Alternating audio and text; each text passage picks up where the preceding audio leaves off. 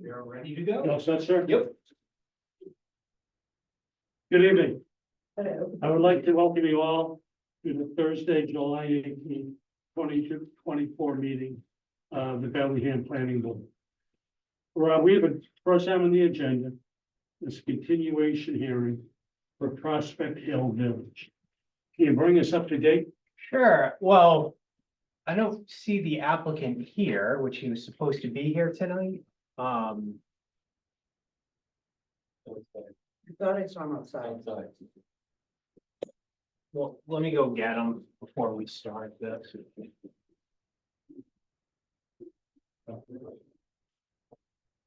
I apologize. All right. Only 7:02. We can't control the Yeah. applicants. I want to thank you all for coming. At least tonight, we had a little break in the heat and from earlier evenings. Yes. So thank you very much to the people watching on TV.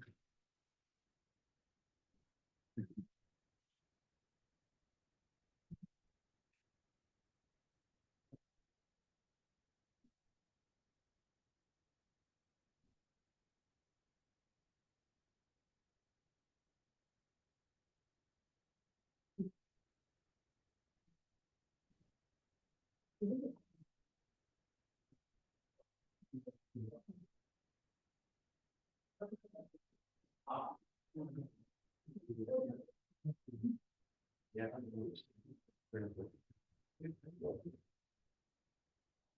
While you're setting up, So to get us up to speed. can I just interject for one moment? I forgot to do something. Sure. If you notice, we have a familiar face sitting at the table again. Monday evening, Liz Bertholet was appointed by the planning board and the select board to be the alternate member on the planning board. So we all welcome you and look forward to working with you. Yeah, thank you. Good to see everybody again. Oh,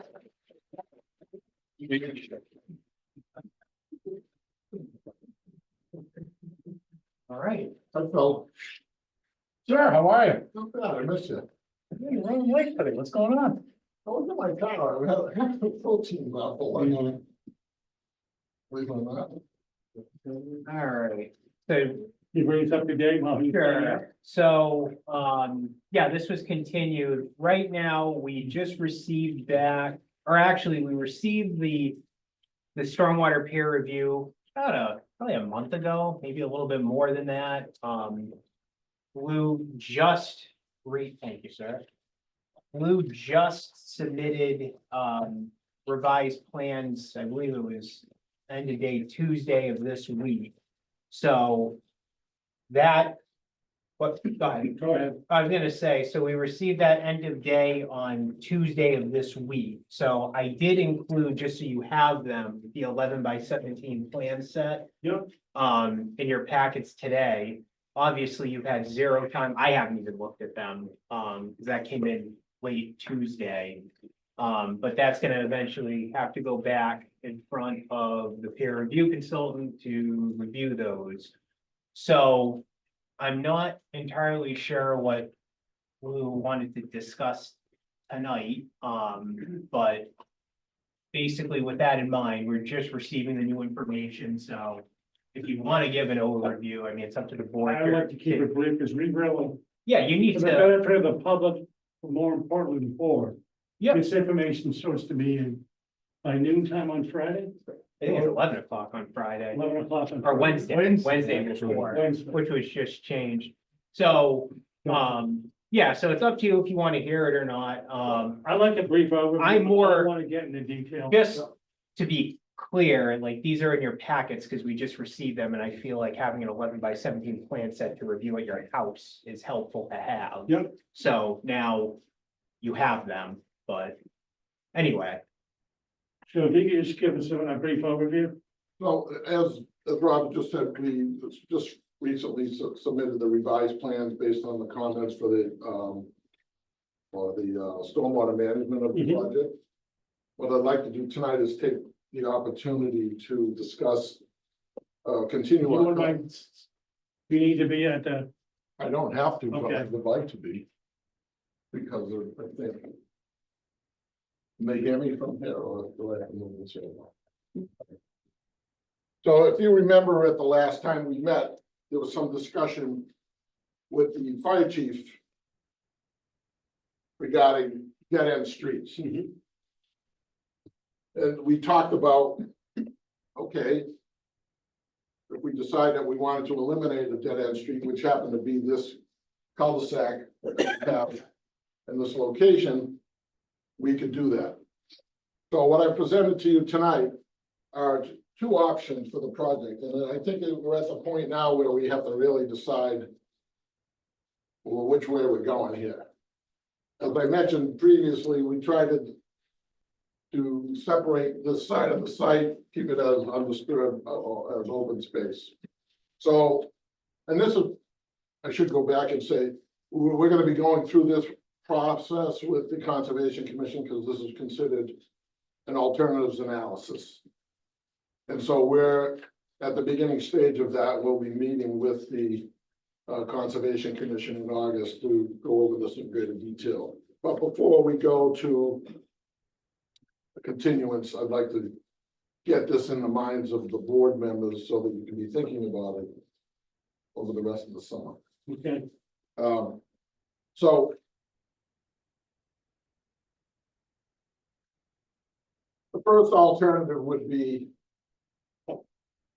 almost two separate projects. And again, I'm not showing any preference in either direction at this point. I'm just showing the board so that you can think about. for clarification, Right. is this development on concept C? Development concept C, Okay, the first one. Same number of units. The only thing that's changed here is now, it's two projects, basically. With no wetland crossing, there's no connection between the two projects. One project with access off of Prospect Street to the back with emergency access out to Lakeview Avenue. One project, one portion of the project, call it a phase, access off of Prospect Street with access also off of Lake Street.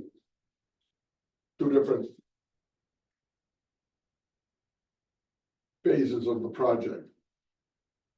This is important in a sense because our issues previously with conservation was essentially using the existing culvert crossing that is in our current design to get to the back rear part of the property.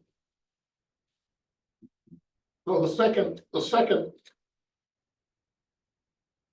alternative, which we're calling concept D at this point, eliminates, it actually takes the northern portion of the site and keeps that as the undisturbed area and shifts access to Lake Street as a secondary access to the site. But it does utilize the existing crossing over the river, the perennial stream that's there. And this has implications in a sense because we do have to incur within the 200-foot riverfront, which is part of the alternatives analysis, the commission decision to choose. As you see highlighted in orange going out in that area there, that area is within what's called the outer riparian zone, 200 feet from the perennial stream, which is down in this area here. And so there are no buildings proposed in that area per se, just access. Which is what I think the fire chief was concerned about. And several of the members expressed their desire to stand on the side of public safety. correct. So I just, because I'm on the agenda tonight, I wanted to get these on the table. And we'll be having a separate discussion with the Conservation Commission to get. I mean, at some point, we have to I understand. come to a thing. I don't believe tonight's the night. No, I understand, just, this is strictly for discussion. Yes. The second thing that was discussed with the fire chief at the last meeting was the emergency access to Lakeview Avenue. Now, I think the fire chief was concerned about the grade of the emergency access that we were proposing. And, even though it was on the plan, I don't think he had an opportunity to review or know the sheet that it was on. So what I've included in my handout tonight is the emergency access with the grade or the profile to show what the finished grade would be, and it's under 8%, which is a standard grade for travel. So I think once the fire chief reviews this, I don't think he'll have an issue with the grade of what we've proposed. Again, this is a lot of money to provide this access. We're only offering it because it was suggested to us right from the beginning of our conversations with the town, the DPW commissioner, director at the time, suggested that we try to accommodate this request for access from Lakeview Avenue. If it's the consensus of the board or other departments that it's not necessary or that you don't want it, I'm happy to take it off the plan and keep this as a single family house. Again, that would probably be left up to other boards and in particular the chief. I don't, Yeah, has he seen this yet? No, I mean, this is, Well, this has been on the plan from the beginning. I don't think. No, but the he's seen new it at this information scale. about the grade. yeah, and Well, it is on the plan. It's been on the plan from day one. Okay. Just that, the plan is 43 pages, 43 sheets. So Mhm. unless you're really familiar with finding this particular sheet, you would maybe Okay. not see it. So I'm just pointing it out, and I'll be hand delivering it to the chief so that he will have it in for the next time we get together. Okay, Now, Rob and I have been talking about, because there are kind of a lot of, not loose ends, but there are kind of decisions in that various departments may have input over. So we've been talking about having a session with the department heads between now and the next planning board meeting to sort of filter out. Do we want emergency access? Do we not? Do we want to go out to Lake Street or not? And then report back to the board with some level of consensus, I guess, from the town. There are a couple of things that are affecting the northerly property line that I just want to go over briefly. And we may have touched upon this at a previous meeting, but what's shaded in blue is where the town has been using as their recycling stockpile, which is on our property. We didn't think it was gonna be an issue at the time because we weren't planning a road there. But if we do have a road there, that would be something that, you see. oh, yeah, thank you. Yeah, Sorry, I didn't put a hand up together, I didn't have that into the hand up. But, so it's roughly 40 feet or 45 feet at the maximum, and then it filters down to the property. The second issue that we found over the course of the recent surveys is Bellingham Police Department maintains a firing range. did you? And in the new revised plans, you'll see that we surveyed that location. And that's on our property by quite maybe 100 feet. Okay, So, and there are certain rules regarding firing ranges with proximity to residential homes. right. So I think 500 feet or something. Don't hold me to that, but I think that's good. So the combination of these little alternatives that I'm showing you tonight help the situation without having to move firing range or doing something that's necessary in this particular area. So I just wanted to take the opportunity tonight, because I was on the agenda, to sort of just get these issues and questions in the board's purview, so that we can keep thinking about it, knowing that, you know, what Rob and I think is a good idea to have a departmental type meeting, similar to what we've had in the, you know, pre-filing. And just go over some of these things. What's the preference? We've already know that we have adequate water pressure. We know that we have sewer. We're in front of the Conservation Commission. We'll be discussing the alternatives with them as well, because they'll have a pretty good input into these decisions. But it's gonna take everybody to really get on the same page, or else we're just going our own way, and then, you know, whatever, we'll let the chips fall where they're gonna fall. So that's really all I have to say tonight. I mean, kind of a summer. What I'd like to do right now, I know it's a quick overview. Nick, you ready? Anything jump out at you? To add right now. Okay, Nothing there. I'm not gonna add anything tonight. Not tonight. Okay. I need to look through this. I don't want to add anything tonight, but one thing I did notice, sir. Correct me if I'm wrong, you said the same size development, Same number of units, yes. and again, you've heard from this board and the public in regards to that. Yeah, so And I just need clarification on, Plan D. I thought you called it a second access on Lakeview Street. Was that emergency access only? emergency access. I just want to clarify. Oh, yeah, no, it's not, anything that we do on Lakeview Avenue is Okay. strictly emergency access only. All right, One thing that I will add that we need, because there is a new member on the board, is we're planning on re-advertising public hearing, so that all 5 members will be able to participate in the hearing, because right now only 4 members correct. are able to vote. So I think Rob and I were talking about advertising for the September meeting, Okay, just so the public understands the reason why we're doing it, rather than thinking that it's a new project. It's Okay. simply re-advertising so that Mr. Goyette can really be voting. okay. A voting member, or else he wouldn't be able to vote. And for the public's knowledge, Rob, what is the terminology? If you've missed the meetings, what's the law? The Mullins rule they. The Mullins rule.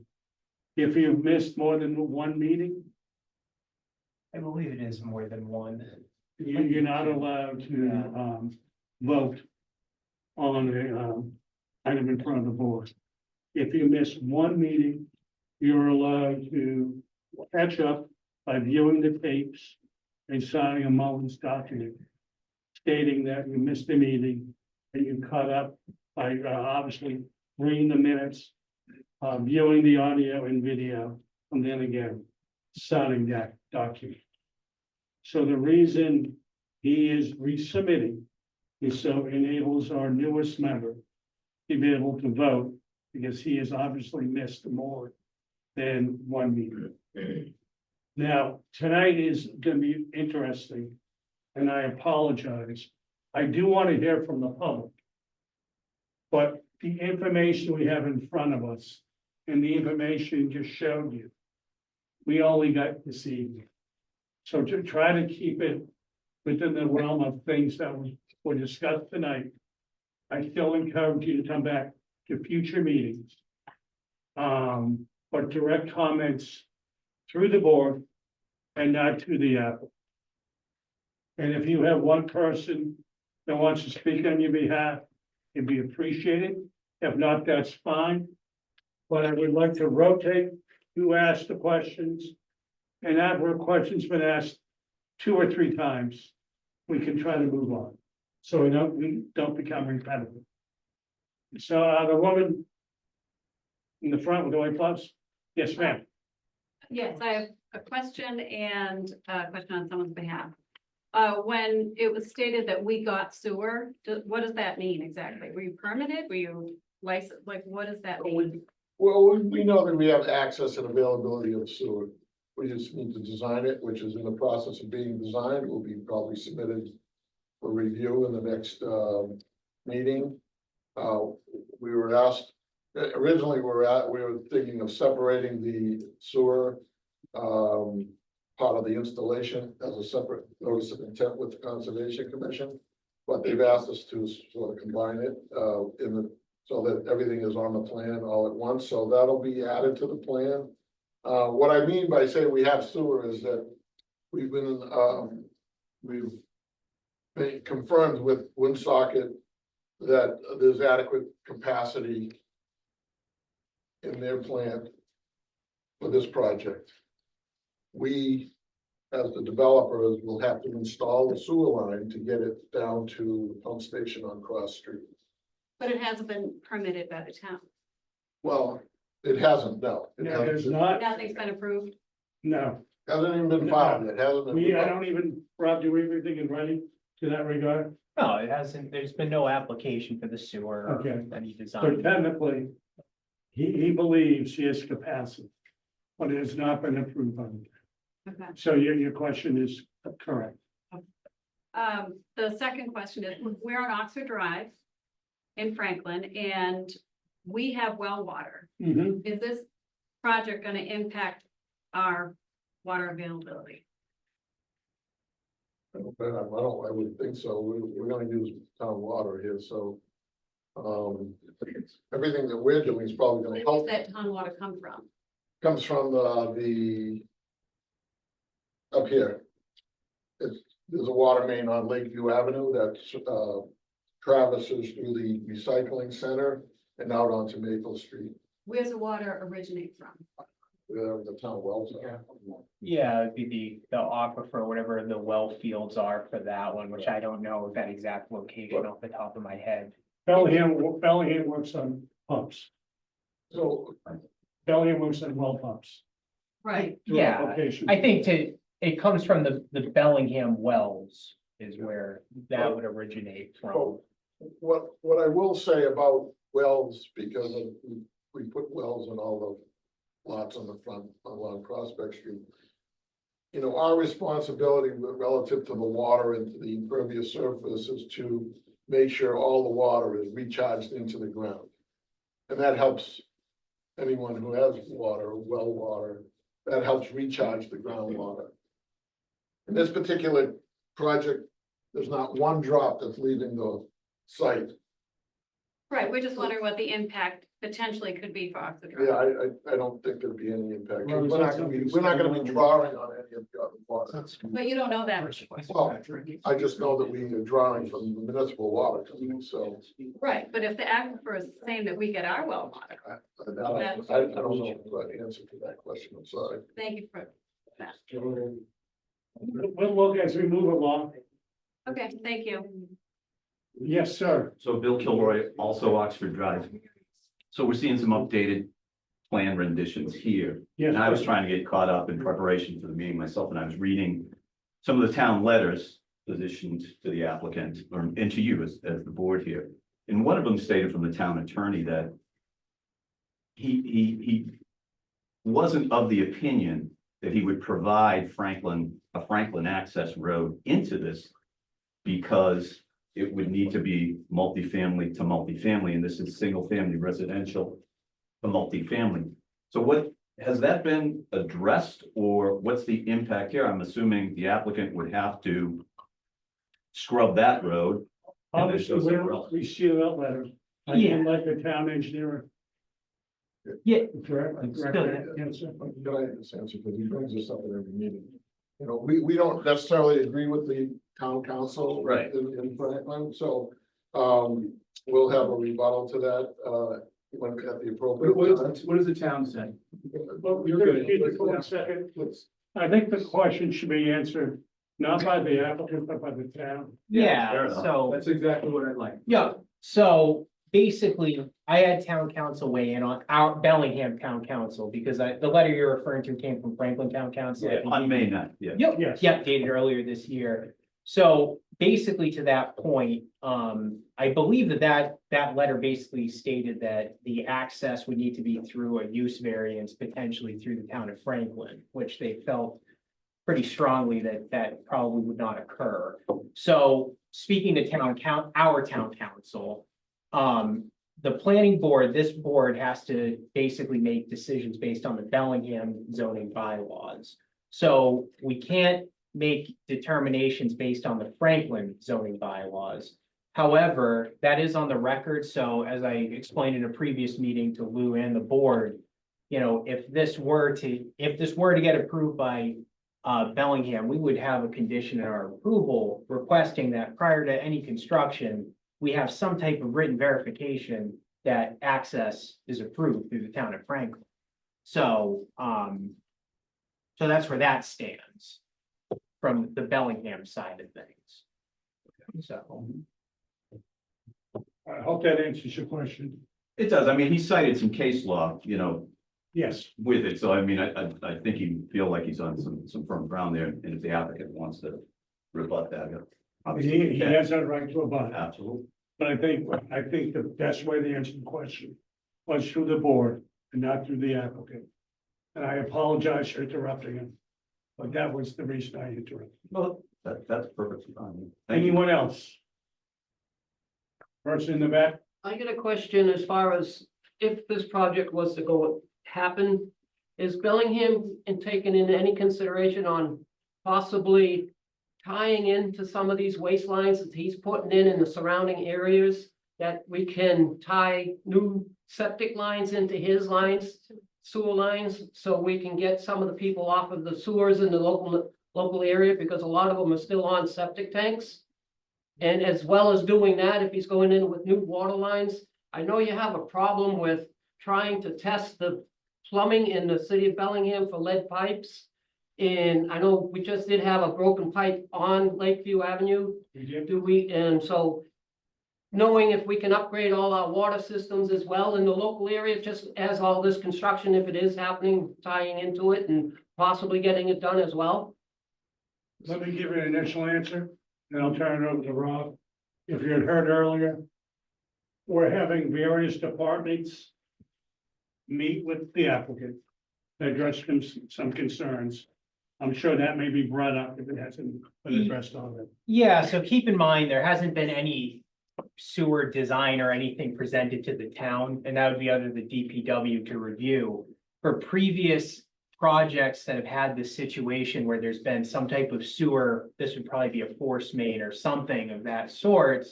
The DPW has required and requested the applicant create basically stubs or future, I don't want to say expansion, but connection for neighborhoods that would be affected by the extension of the sewer line, because I think it's everyone's hope that if you have a septic system, if you can get on sewer, it's usually way more beneficial than having to replace your septic system in the future. Yeah, but it's where he's tying into, there's like just an old subdivision there, and it's like 3 streets. And at one time, Bellingham was gonna try to tie in a septic line into all of that, and sewer line. And if we're that close to doing it, I mean, what would it take to go down those 4 streets, put in a new septic, tie into the existing thing? There's even less people there in that development that's going to be planned into the new development.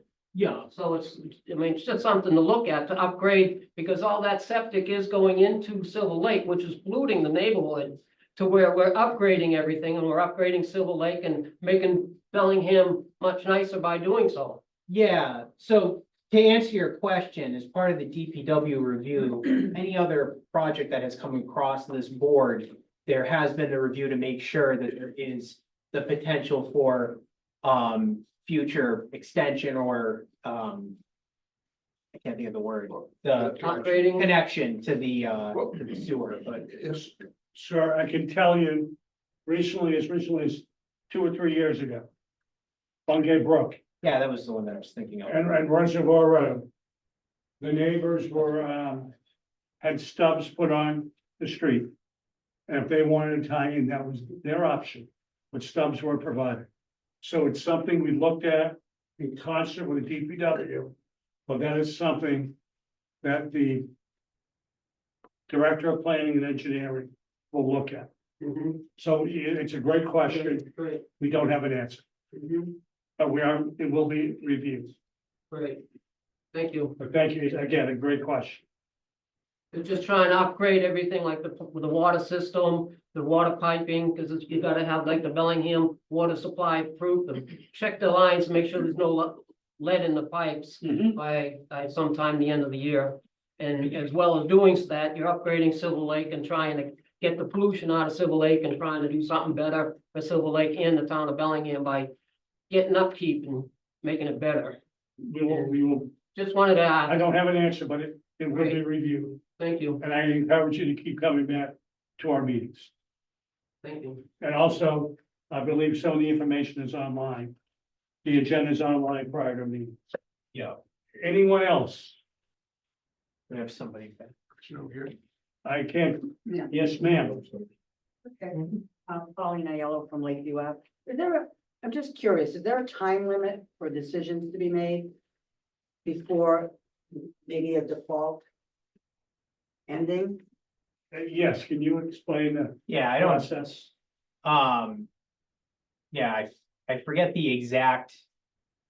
Because I have the running tally of when we get the extensions for the deadlines. It might be 90 days for the special permit. I forget exactly what it is, but there is a requirement to render a decision. However, while like a project like this is going on of this size, you know, the applicant has the ability to request continuances in the extensions because in that time frame, it's difficult to get all the information to the board, have it reviewed, resubmit, have it reviewed again, and then potentially go down that road a couple times, especially with a project of this size. So I think right now we have, I think the decision deadline is September 27th currently. That's what the extension was for. So that's the deadline current. And just out of curiosity, would that also include, like, if he met with conservation? The other boards, the other people in the town, does that, you know, because by the time you meet with everybody, you don't have a lot of time between now and September, what, 27th? Correct. And that's why I know a lot of these processes, it does take some time depending on the size of the project. But for conservation, it's a separate application, so it's a separate time frame. I cannot speak to the NOI timeframe.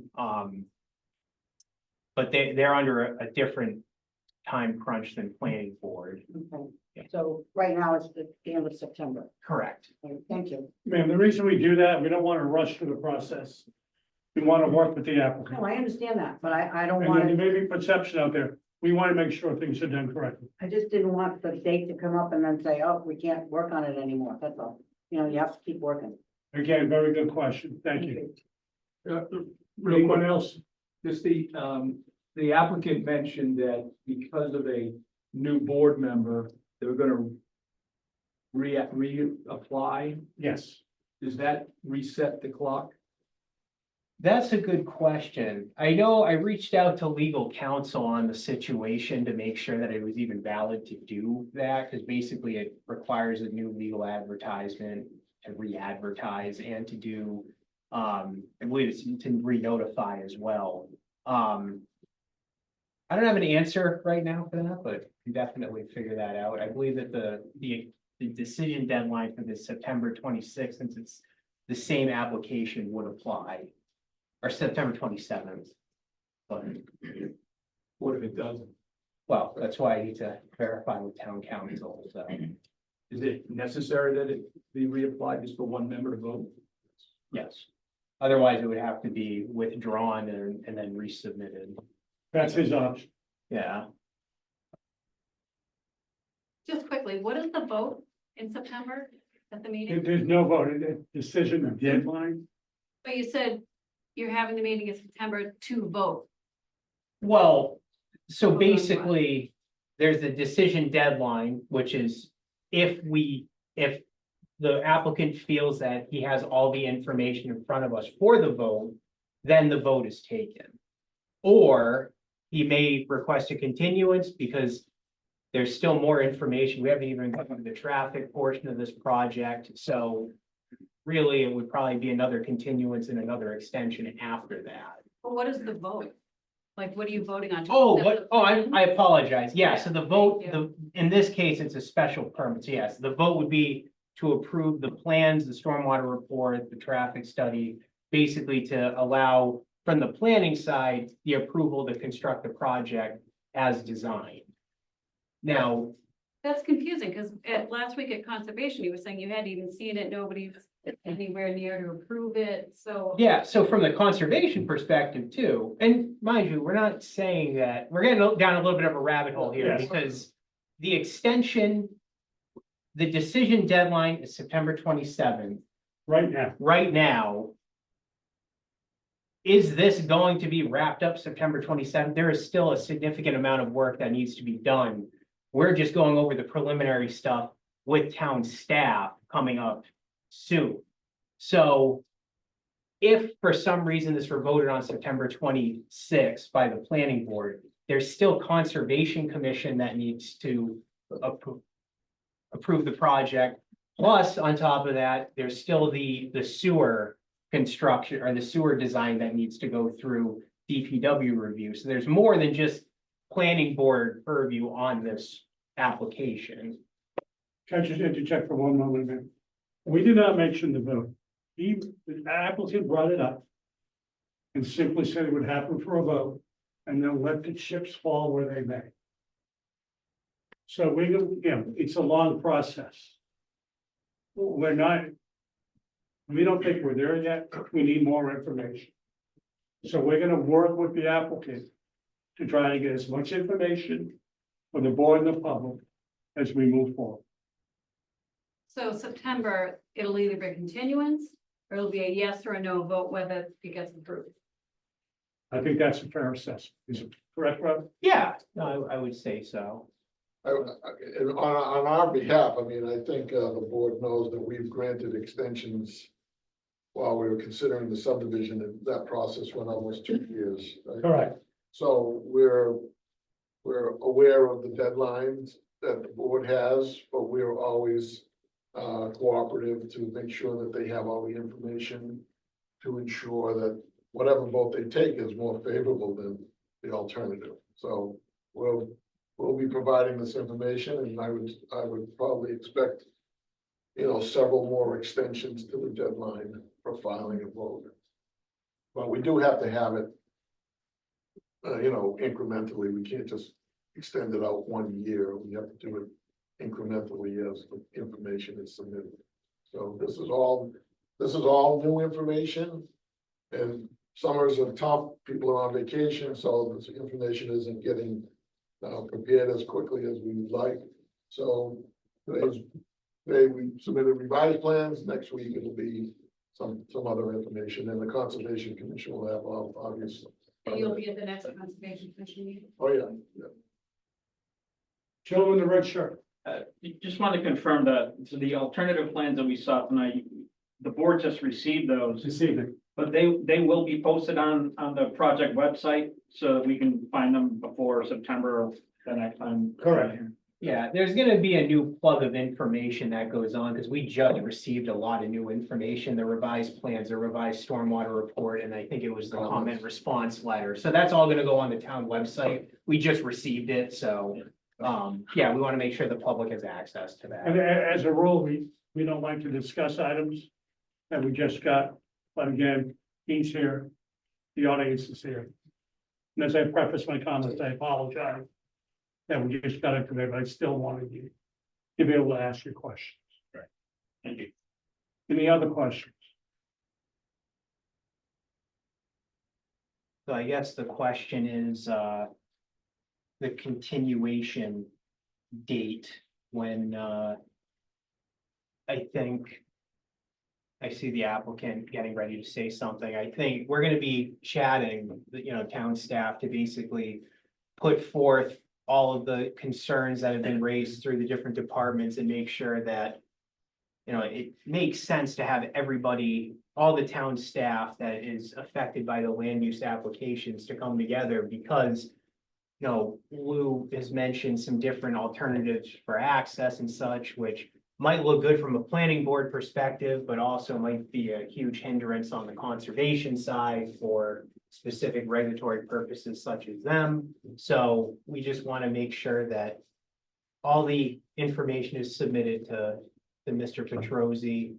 And, it's up to Lou to design it. It's not the town's responsibility or the boards or commissions, but it's really just getting the information out there. So, because there has been a lot of different concerns that have been brought up by public safety, conservation, us. It's time to document it all, discuss it, and, I don't think that it does anybody justice spinning our wheels in these planning board meetings. It's been already a long process. We're still kind of at square one here, so. But I will say that, we did have a peer review conducted. They've filed a report. We responded with revised plans and addressed their comments. I think it might be helpful to get that particular part of the project addressed. And then, so we can move on to the other aspects of the project. So I was thinking that maybe we could have the peer reviewer come on the 8th of August to just simply discuss stormwater only. And whatever comments he has, just to review his report. And then, at least we can, if there are any other issues relative to the stormwater that he brings up, then we can address them going forward. But I think we should, in my view, not to drag it out and wait till September or to have that particular aspect reviewed. So. Can I ask a question, Rob? You've mentioned you've talked to town council. And my first thought on this was that, as far as timing is concerned, is that if he's going to withdraw a current plan and then resubmit, that's what town council is suggesting that he does, or has that option, then that would certainly be a different time frame that we weigh in. Is that the process we're talking about? No, so the idea isn't that Lou was saying, and mind you, town council hasn't recommended anything. So They town just answered council- the question of, is that how the process works? That's what I'm asking. And I think if you have questions for town council, I can request that they come to, we have the August 8th meeting. It might be better to have them here to discuss these things, because I don't want to be speaking on behalf of town council unless I have my specific questions that I ask them. But the idea is that Lou is basically thinking about doing is not withdrawing and resubmitting. It's to re-advertise and re-notify. So that, and I do have input from town council that is a process that could be done to allow, and the other part of it too is get everybody up to speed on where we're at from, the initial submission to now.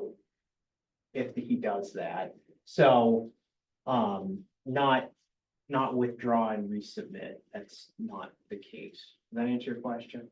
So Yeah, do we start over?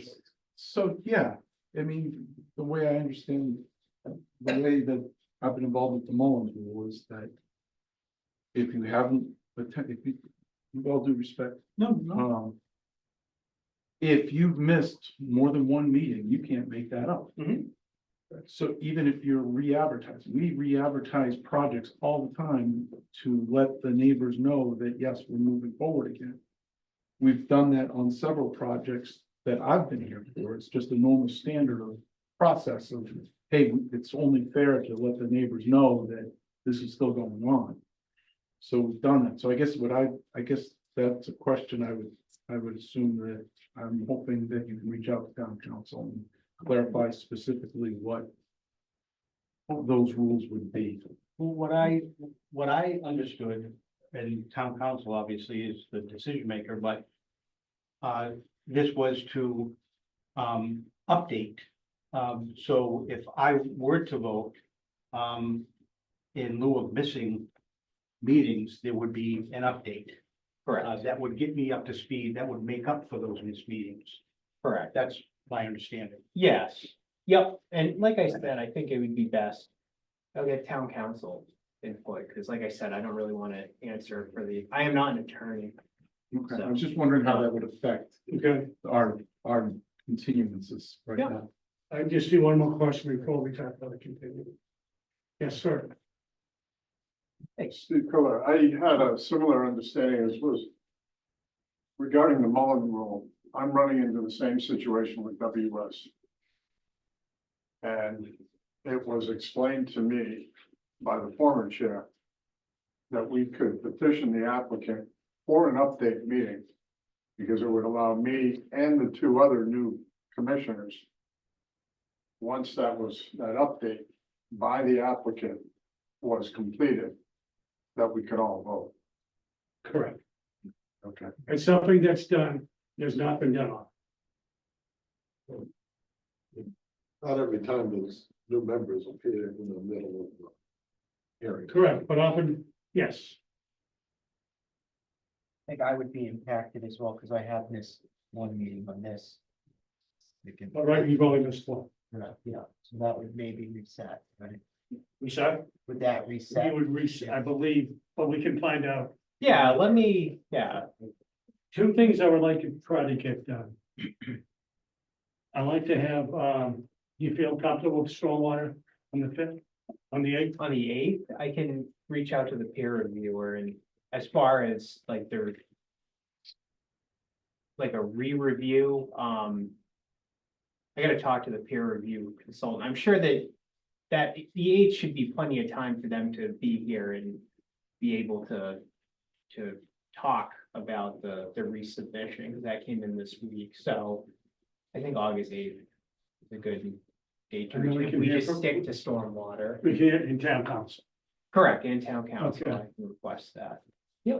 Do we need any extension on any dates? No, so we're at September 27th, so, I would say continuation to August 8th, and then it will have the deadline will stay at September 27th for the time being. For the time being. Yeah.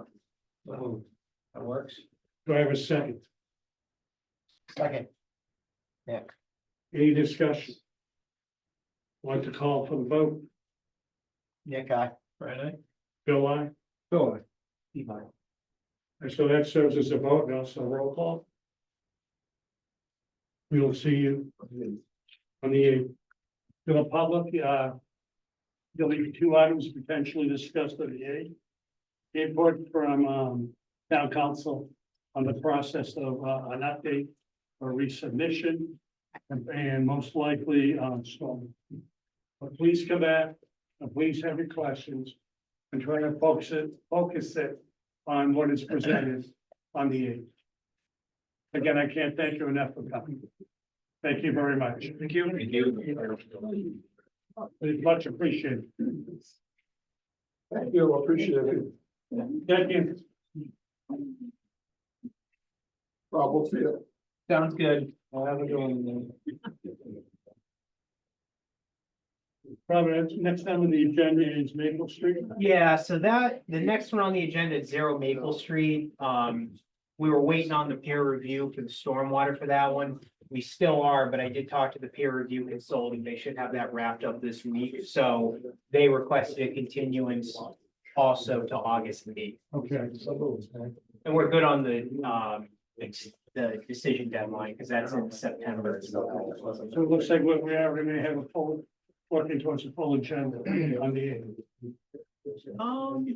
Probably be 2 items. Okay, Well, maybe maybe 3. maybe 3.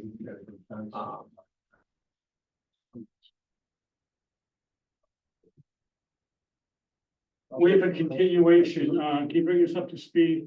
Well, I think you have to vote on the continuance to August 8th for 0 Maple Street.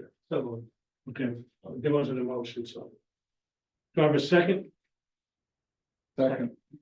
Second by Steve? Nick, I. Bill, I. Bill, aye. The motion passes unanimously. Can you bring us up to speed on, 306 Maple Street. So 306 Maple Street, at the last meeting, we discussed getting a decision rendered for this. So I had that drafted.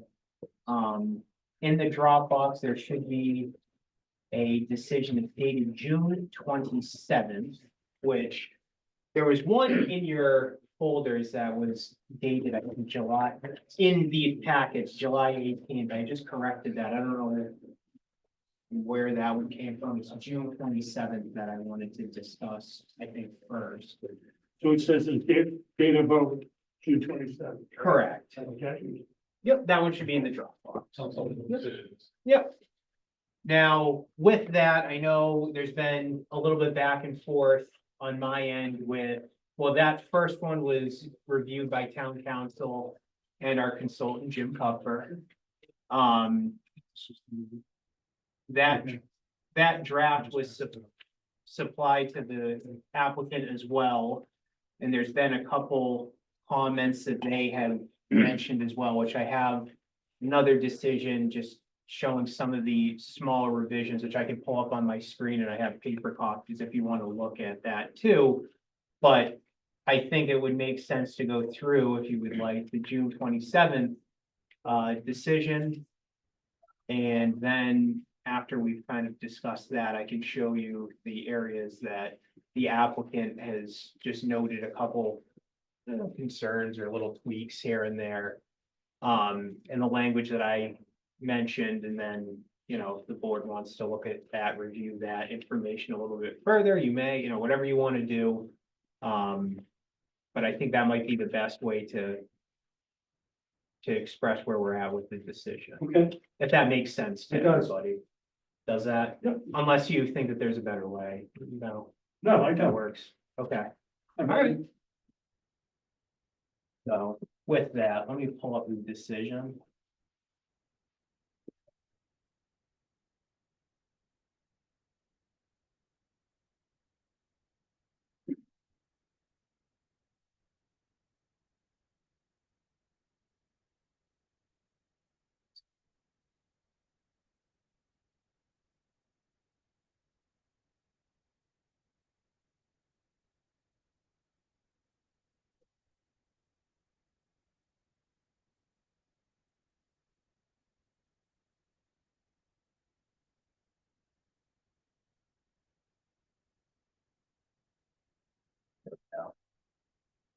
That's there. I can see a lot of people, a lot of the board members have electronic devices anyway, so this might not even be that necessary to, but anyway, so I'll go over first. This is the development plan approval and stormwater management permit decision. Oh, is that turned off? Nice. So like any of our common decisions, it's just, this is all pretty much boilerplate with all of the materials that were submitted. For determinations, these are also relatively boilerplate. You know, 1 through 4 or 1 through 3 are really just specific to the application itself, being the use. The disturbance is not located within the water resource district. That's further south, I believe, from the site. Also notes the parking spaces. We have our performance requirements listed and how these items are addressed with the application that was put forth. And that's with light, glare, air quality, hazardous materials, vibration, electrical disturbance, stormwater management, and noise. And then item 5, this is going over the design of the building and the design of the site in particular, which are just some performance standards that are stated in typically our development plan review process. Now there's a couple items in here that I'll go over later, that some changes in language that the applicant was interested in, and I can go over later, but the crux of the decision here is this section C, is the decision itself with the conditions. What I can do is, would it be helpful for me to go through each of these, or do you want, if there's specific items that you're most concerned with, or how would the board like me to continue with this? Can we just do a brief overview? Sure. Yeah, so decision one, this is associated with the use and basically stating that changes to the plans are going to have to go through the process of major or minor alterations. Standard template, I mean, that's standard for a decision with most of the planning board decisions. Two is regarding the elevation, the building elevations that were part of the plan set, and basically just stating that the facade itself that was proposed is to stay in kind with the elevation that was submitted. And then also that prior to the building permit, that the detailed specifications, including the color and the facade materials, are to be submitted for just review and approval by the building commissioner and myself. So that's two. Before you go to three, can I ask a question about two? Yeah, Do, the elevations are the ones that have already been submitted, correct. so there'll be no further. Okay, go ahead. No, it's what was submitted. Yep. Three is regarding the truck traffic with the way that the trucks are to enter and basically hinder the truck's ability to take a right outside of the site, which is actually how the curb cuts are designed to hinder that as well. And then also that they enter going left through the northbound lane as well, instead of going further up towards High Street. There's also some provisions in there regarding some signage. There was the white noise whooshing sound, and then also information regarding the stopping or idling on public ways, the anti-idling law, which is some more language that's typically in our decisions as of late with these types of applications. Four has to do with the beautification fund. I know typically the board requests some type of monetary donation towards that for trash cleanup in town. I threw the $5,000 number in here for this. I think the applicant's okay with it, but we can discuss that tonight as well. This is the first time we're discussing the decision in public forum, so that's number four. Number five is regarding landscaping to be replaced in perpetuity, make sure it's maintained. Six is regarding the hours of operation, which we discussed at the last meeting. And basically that is to limit on-site trucking and delivery operations. And that I also added a second sentence to that, which is similar to what we requested on, I think it was 206 Mechanic Street, regarding indoor operations, that, you know, the doors at the bays remain closed to make sure that there's no noise emitted through any openings in the doors.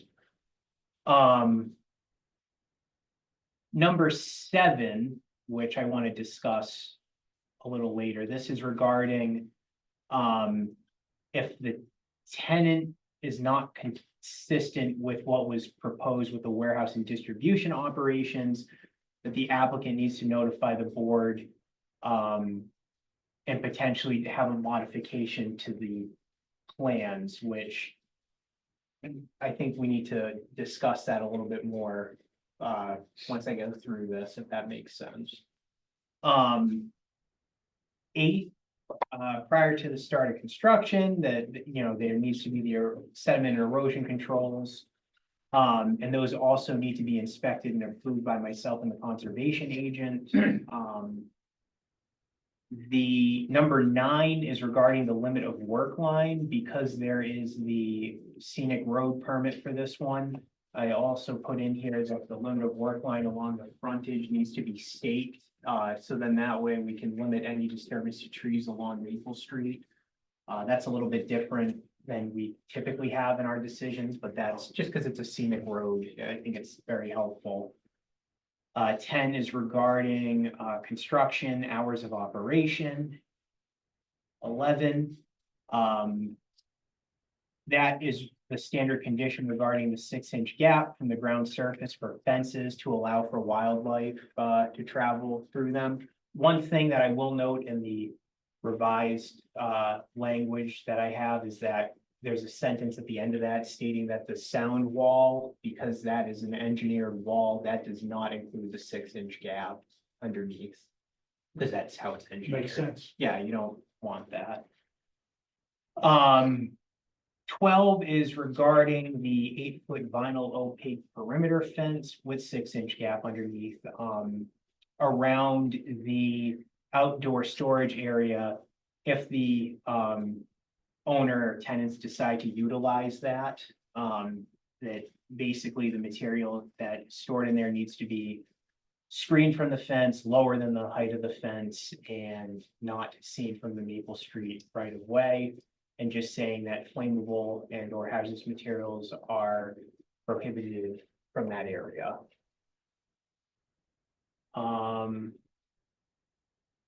13 is regarding vehicle and fleet storage outside.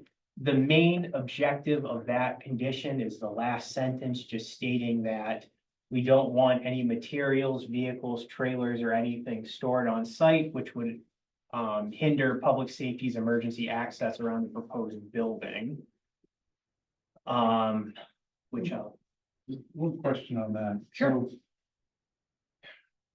So when I read that, I see 119 parking spaces. And the overall, it starts, the second thing that it mentions is fleet storage. or With the number 13, so no vehicles, the fleet storage. second word is fleet storage, and then it goes to 119 parking. We're not approving fleet storage of 119 items that are 119 trucks, right? No, the 119 parking spaces are regarding the zoning regulations for the use of the building itself. Yeah, But then what it also says, is you're allowed to have 119. However, no vehicles or fleet storage, equipment or trailers shall be stored in a way which hinders public safety. And to that point, when I go into that next thing, yeah. if you're concerned about the interpretation that might say the board does approve 119 spaces for Yeah. fleet storage, I have a rendition that strikes that, so. That's one of the comments that's been reworded in our request for your consideration. So your position is that you'd like to rework what's here? So that you don't have 119? You want- Or we you have- want 119? We have. They want to strengthen it. You want to strengthen it to have 119? No, Well, no, hold on. Go ahead. The 119 spaces, that's what was required through the zoning bylaws because of the parking provisions based on the size of the building. Size of the building, yeah, Correct. so many for workers inside the building. Yeah, correct. But- So I see what you're saying with, now we're saying. I don't want 119 Amazon trucks there. Yeah. We're not talking that, right? The applicant's not looking for that, right? Those are parking spaces Those that are were for- required by, it's 2 per thousand. For employees inside, Yeah, I mean, more or less. correct. More or It's less, yes. correct. Yes. Okay. Yeah, Yeah, so, but yeah, there's better. You get better language to This, discuss? the second Okay. decision that we'll get to has better yeah, language. for unfortunately, that the only one. All right, let's do better Yes, if language. you- Let's do better language. Better language. I like better language. Yes. I have a suggestion. Yeah. Can we just go through this? Yeah, Circle the ones where we have questions on and just hold off. Then get us updated language Yeah, and then proceed. I understand your concern. yeah. I Thank just wanted to go through this to No, go show ahead. this was what was submitted to you folks for review, and let's go with that and I'll show you what I changed, if Okay. that works. go ahead. 14, proposed fire lane on the southern side of the structure. The intent of that is to not allow any vehicles around the building in that way. The only concern with that is that if you put signs up that say do not enter, fire access only, there's always the chance that vehicles are still gonna enter. So that condition 14 requires that that fire lane is gated and there'll be a Knox box for the fire department, whatever they require for that. Is that on the plan too? It is not. Oh, really? Nope, it is not. So that's why I put in the conditions that that needs to be gated. We should We sign had it on the signage plan, prohibiting yeah. it on either end and. But we'll agree to that. When you say your hands like this, it's a gate back here and a gate up front Yep. by the street, so no one could even drive 2 feet down. Correct. Yeah, we don't want any vehicles over there. So long as the fire department doesn't object. Correct. Nation. No, they've agreed. So, If they don't have time, they'll just run right through it. And whatever. yeah, and then, the rest of these are primarily, conditions that you'll see in a lot of the decisions. 15 is just regarding if the construction activity ceases for longer than 30 days, there needs to be provisions to, basically secure the site and get it stabilized. Then, and that's also the same with 16. They're both similar. 15 is regarding trench work and such to make sure there's no hazards on site, while 16 is to restabilize the site. 17 is regarding lighting and just saying that the fixtures are to be dark sky compliant and to eliminate any spillover, which we have the lighting plan that was part of the submission, which shows that. 18 is regarding, this is a standard one regarding, if applicable, the pre-blast survey or if there is any type of ledge removal on site. I believe this site is mostly a fill site, so you're not gonna really have any blasting. 19 is regarding just some maintenance about plowing, sanding, snow removal, just site maintenance. Also, references the O&M plan for the drainage system. 20 also references the stormwater O&M plan, with the latest date. Which one was the most current? 21 is regarding snow and ice removal as well. When we discuss this, there's a sentence in there regarding applicant shall endeavor to use eco-friendly products for such purposes. We already discussed this in a previous public hearing about how that doesn't really seem to be the most necessary language based on, the board really shouldn't, or the applicant feels the board shouldn't really be deterring specific uses to keep the site safe for ice removal. So you'll see in 21, I actually struck that sentence, but I'll show that when I pull that next one up. We're all here, endeavor to use eco-friendly. If there's something that works better and is more eco-friendly, he's more on the construction side. We're happy to. Sure. Yes. We're not striking it for good. Yep, gotcha. Am I right? 22 is regarding, this is actually something that I believe is in our wetland regulations regarding the phosphorus-based fertilizers that we've implemented in our decisions, and how that one is, applicant shall endeavor to use the eco-friendly products and that the phosphorus-based fertilizer shouldn't be used on site.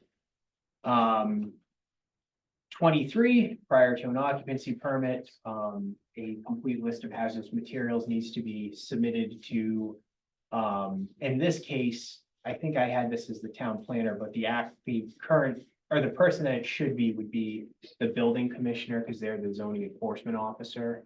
So that's been revised on the new one, which I'll go over.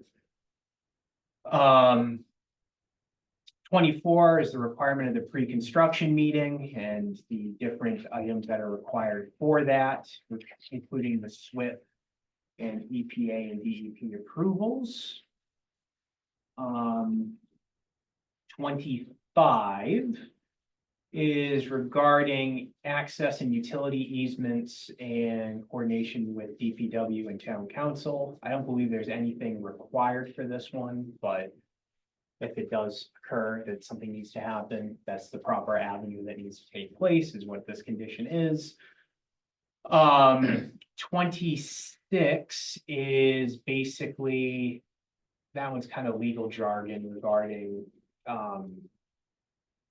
decision binding for the applicant's successors. You can read that one, it's legal jargon. 27, any change of use shall require a public hearing to either modify the existing development plan or to issue a new development plan and associated permit. I actually reworked that one as well. I'll go over what the language that is actually more in line with our zoning bylaws in this case. So that's 27. 28, all determination, decisions, set forth are hereby incorporated within. Any violation of such condition shall constitute a violation of this permit. So that's just basically an enforcement type statement. 29 is just the requirement for as-built, and 30 is just stating that the decision is not effective until it is recorded with the registry of deeds. That is what we have for the stormwater management permit and development plan approval, and I have some edits to this, which I can go over with the board, unless you want to go over any comments, or if you want me to go over what I. Why don't you go over the one? All right, let me pull that up. I'm gonna give you. This one is dated today's date. Here, if you want to just pass those down to the line.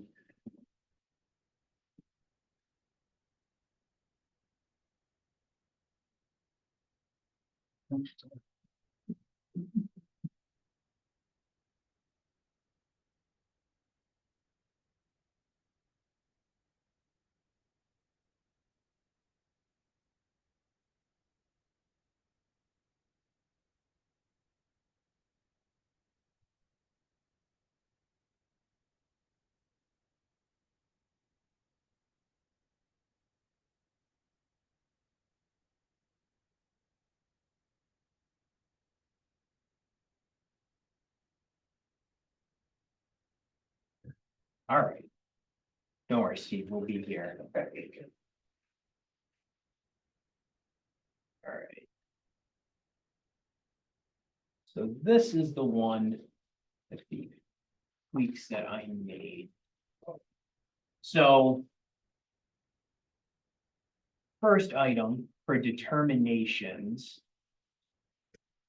1 and 2, actually, this was at the request of the chair regarding just adding some language in there that the application precedes the warrant article regarding the warehouse zone change. So just stating that basically this complies because this was dated previous, that submission was previous to that submission, which I ran by town council and they were okay with this being in here. So that's 1 and 2. Excuse me, Rob, at the end of 2, there's a typo. It says May 2nd, 2023. We want to see if you are reading it. Yeah, look at that. Good job, Pat. Yeah, there you go. Yeah, look at that. May 2nd, 2024, so. So that's 2. 3. So one item that, this was actually discussed quite a few meetings ago, I believe, regarding the uses and how essentially the application put forth is for warehouse and distribution, which there's a potential that if the local bylaws allow an as of right use such as, you know, like light manufacturing or something actually, I would say probably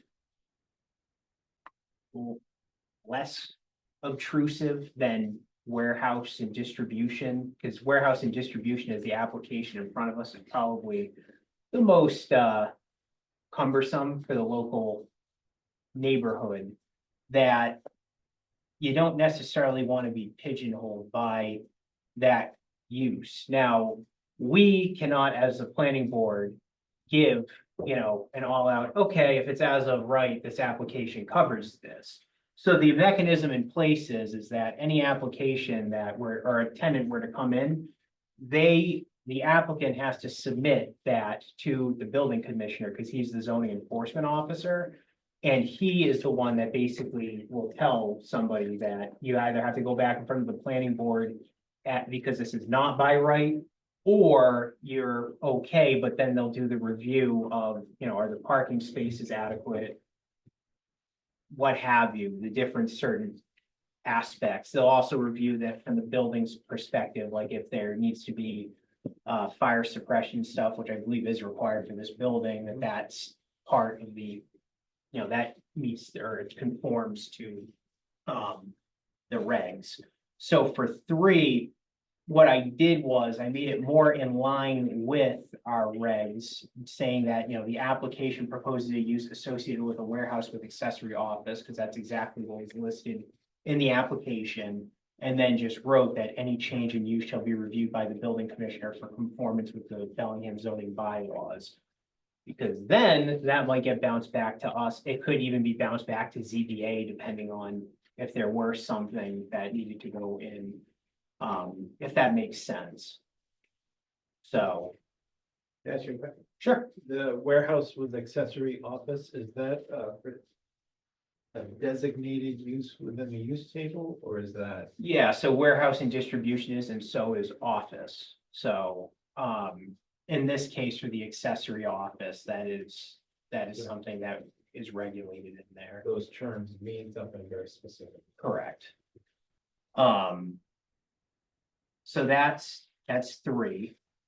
Let me just see what else we have here.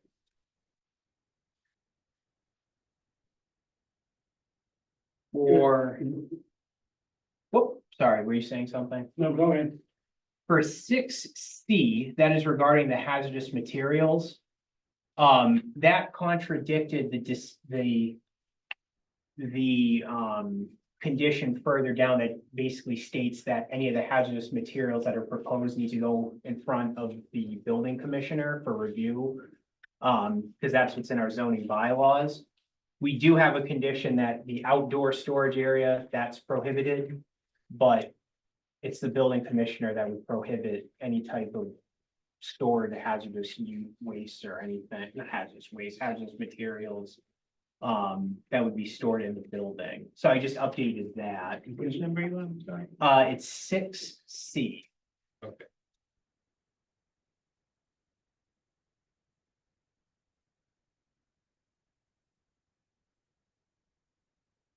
So that's on page, I should give you the page number, I'm sorry. That's page Page 412. 3/4 the way down. Now, 40, 51. I'm sorry, yeah, 240, 51. got that one, Brian. There we go. See? Yeah, no, I was just asking that you're at the right spot. Yeah, thank you. So now I'm gonna be jumping to page 6. Which is decisions.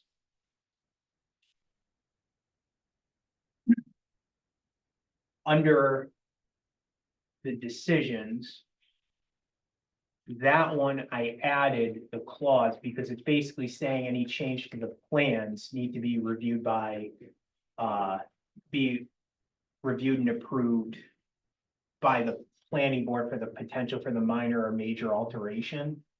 I also added, based on what I stated previously regarding, that's a change in the plans, the change in use goes to the building commissioner. That's per the zoning bylaws, because they're the ones that make the determination.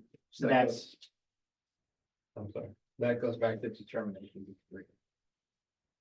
correct. It's basically, it's just adding in the language a little bit more. So it's more consistent. Correct, because there was a couple things on my end that I contradicted myself on a few things.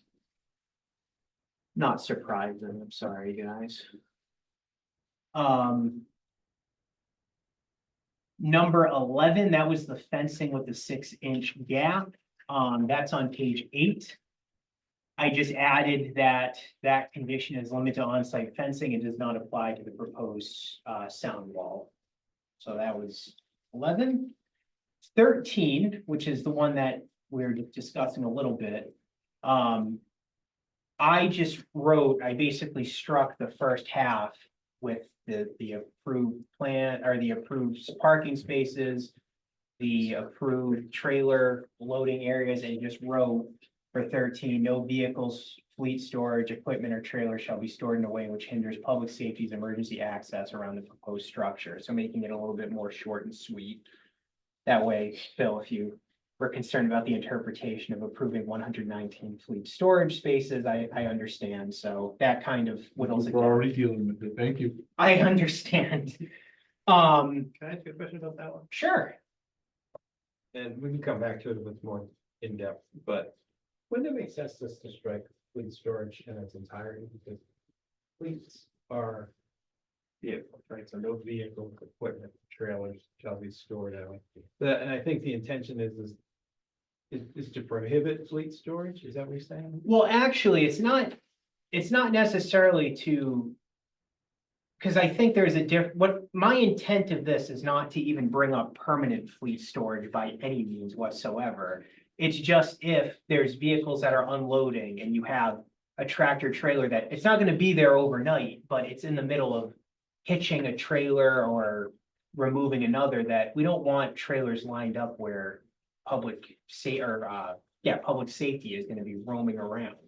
The reason why, there's been some issues in some of our other sites in town where, this use isn't exactly the use in line with where these problems have happened in town, but there's been some issues with storing stuff outside, and it's caused some issues with how the heck is public safety, like a fire truck or the ambulance, gonna get around the building if there's an emergency when there's all this stuff behind the building. So that's the purpose of that condition. It's things we've learned. Yeah, But wouldn't it be fleet storage is an odd term to use in that. yeah, if you want, I'm sorry, I want to leave it there. I know it's an example of vehicles, but I would not rather be more specific and detailed than leave less detail in it. I think it's not specific or detailed, it's confusing. And what do you propose, sir? well, I think if we just keep it vehicles, that'll, that'll, And then if that. is also there a concern that, there's a certain number of required parking spaces. And if we're,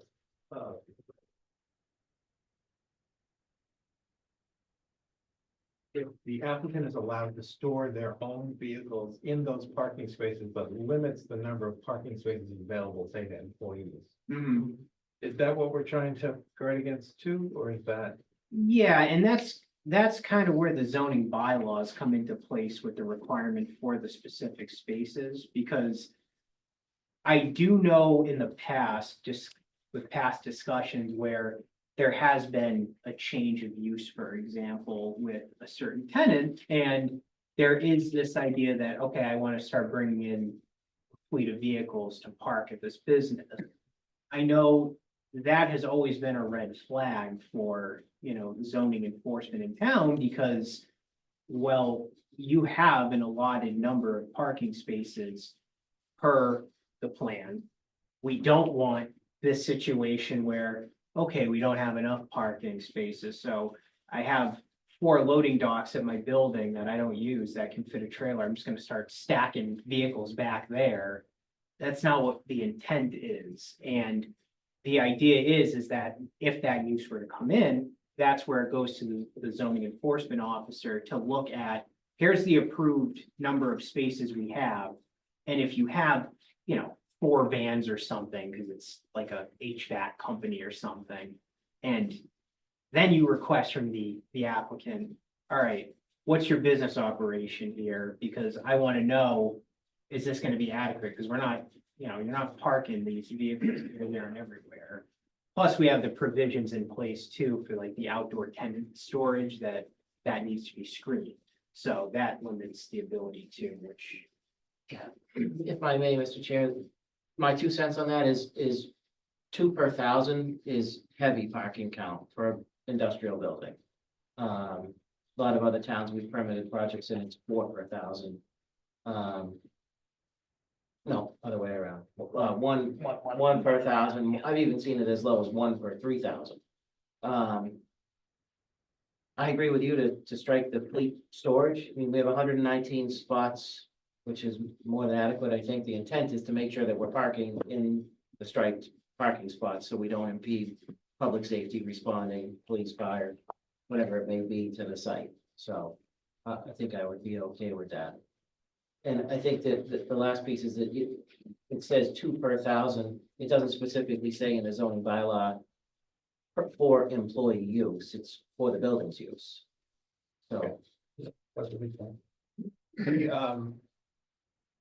I think the intention is, it's not to have like you were saying, have Amazon trucks from off-site stored there. So I think I think you would agree that there would be no, and I don't know the exact phrase, but no outside fleet storage. There could be. Where you're not to put it. No, Fleet I'm not- storage. I'm not averse to the term fleet storage or prohibiting fleet storage. It's not the proper use in paragraph 13. But adding a condition that, and I don't think it's a by right use, prohibiting, for lack of a better term, outside fleet storage. Well, for example, sometimes car dealerships will park a bunch of their cars in big parking spaces because, and we don't want that. yeah, no, I hear you. I'd have to look to it exactly how it fits into the use table, because I believe I know fleet storage isn't specifically listed in our regulations, but we do have like the clause, I think it's transportation terminal, which is more for trucking and distribution. Because I think that the intent here too is that the issue is not necessarily if a vehicle is stored overnight here, it's more of not the vehicle not being in use during off hours, turning on, driving around the site during those hours, which we discussed during, so. And I don't know if you necessarily want to hinder the ability for fleet storage altogether, just because, for example, if you do have like an HVAC company, they're gonna have some vans there that might. Well, I'm not talking about the businesses there. They can have their own fleet. I'm talking about Amazon across the street needs more space. Yeah, So when you just say that you're limiting parking to the tenant's use. In the spaces designated on the plan. Right. Yeah. yeah, I Good think, idea. Listen, I get calls every week from people that aren't tenants in my building. Hey, can we store 10 trucks? Well, hey, it's actually, there's a lot of value there. I'm not trying to do that here. I'm okay with limiting it to any vehicles associated, affiliated with the tenants in the building. I think. I get what Brian's saying. I mean, like the Milford Plaza, remember all those Amazon Yeah, trucks? yeah. Right in a commercial plaza. No, So I not totally my get that. intention, not my, For me, yeah. the genesis was, we had a problem with an overlay committee on Hartford Avenue. One of the uses we prohibited, you remember, was specifically fleet storage. Because we did not want someone like Amazon or a company constructing a parking lot and storing unrelated vehicles there. So that's why I wanted the fleet storage. But if we can come up with some language that says only related to I think business related to the operations, tenants in the building, business owners, that does the same thing. same thing, but we're on the same page. Correct. We're on the same page. There is a new term in our industry, it's like a buzzword, it's called IOS, industrial outdoor storage. It's the hottest asset class out there. And it's now become big business. Yeah, it's really big business. I'm not looking to do this on a 59,000 Yep. square foot building. I get the whole. I'll tell you how big it is. I'm gonna regret it, but it's all. Rent them out. Yeah. The buildings across the street never open. And Amazon is sleeps that entire space. So that's what I wanted to clarify. I'm fine with And then it. it came from I think. the overlay for Hudson Avenue. If I can't make this building work on the merits of its own, a small little boutique building in Bellingham there, then I'm in trouble. What else, you had, Rob? So that was 13. 21 was regarding just striking that endeavor to use the eco-friendly, snow removal products, so. Giving me a look, Phil, I can put that back in if you're so curious. No, it's just, that's the language that we've used forever, right? Correct, The Well- phosphorus base. as long as I can remember. No, the phosphorus is the fertilizer. That's the fertilizer, which, This is The the genesis of This that, is salt, right? we want to get rid of, sand. Because of how close are we to the water table back there, and there of conservation as a problem. I mean, Yeah. I gave you my 2 cents on the I board, understand. making the recommendations on this. I'm not gonna die in that hill. Yeah, so we I'm can with add you. it back in, it's no big deal, I just, When you say endeavor, it doesn't, it's not a requirement. well, that's why it's, why. Yeah. That's why we chose that word. Okay, Try to use something eco-friendly, gotcha. because you're right near the Charles River watershed. Correct. And I think that is what I had. Can I go back to one thing you mentioned earlier? Sure. You had mentioned, I thought, on the, Bellingham cleanup, Yeah, I think that, was that 5? No. 4.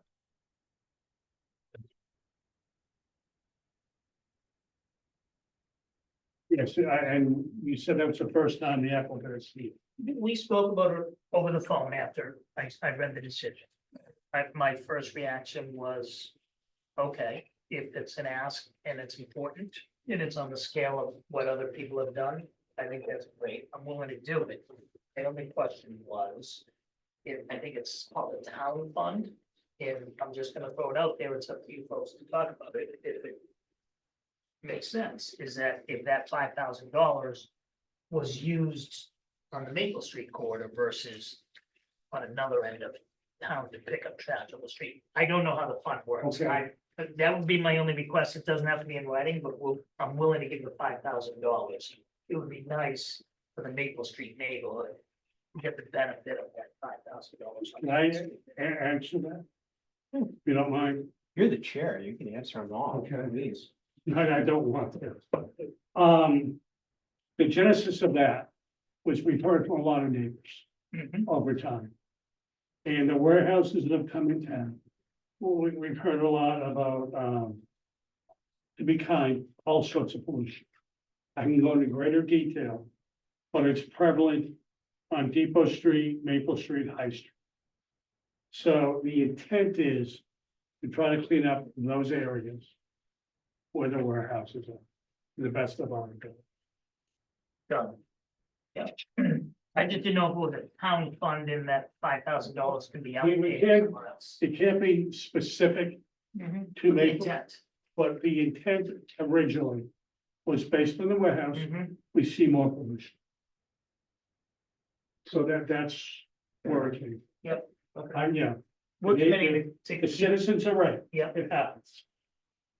I think that's great. And I think we're one of the first towns that has done something like that. This is the first time I'm doing it, but I'm happy to do it. I see bottles on the side of the road, empty water bottles. Oh, but let's say full bottle, Yeah. Well, that's not good, yeah. okay, So, Lemonade. Yeah. not like it. thank you. Fresh squeeze by. Oh, jeez. Yeah. Martin, He said it, not me. Anyway, that was what I had for that draft. Hopefully that wasn't confusing. It was some minor tweaks. I see 2 board members with questions. I didn't know you were waiting. Oh, no, Sorry.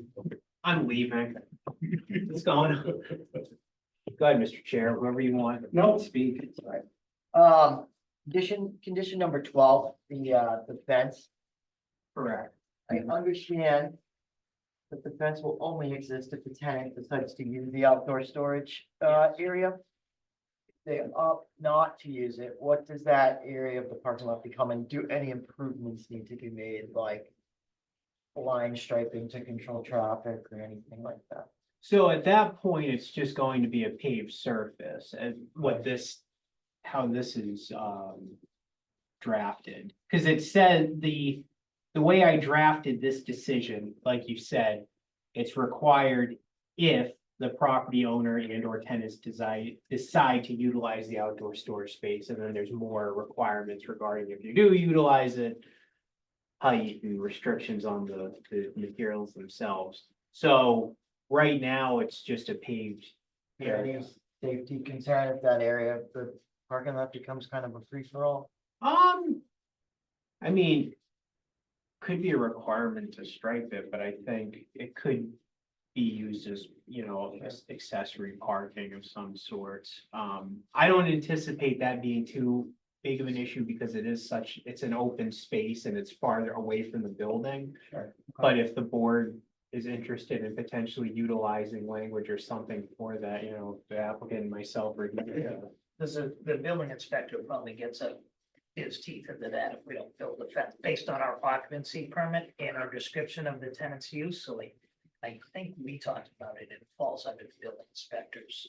Who's the zoning enforcement agent? Correct. in this town's yeah. jurisdiction. Yep, no, absolutely. And I think, Now, if you don't have a tenant lined up, are you gonna put the fence in or wait and see? I'm not gonna build a building unless I have a tenant. Okay. Yeah, so the answer is, yeah.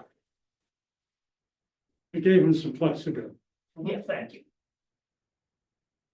Yeah, we don't want something there if we don't need it. okay,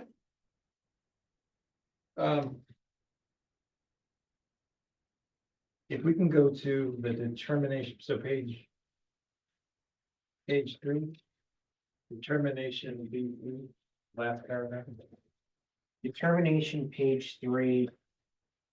Last paragraph, so that's, Of your, sure, something just to think about. You on the bottom of the page? Yep, paragraph 3. Yeah. That the application proposes a use associated with a warehouse.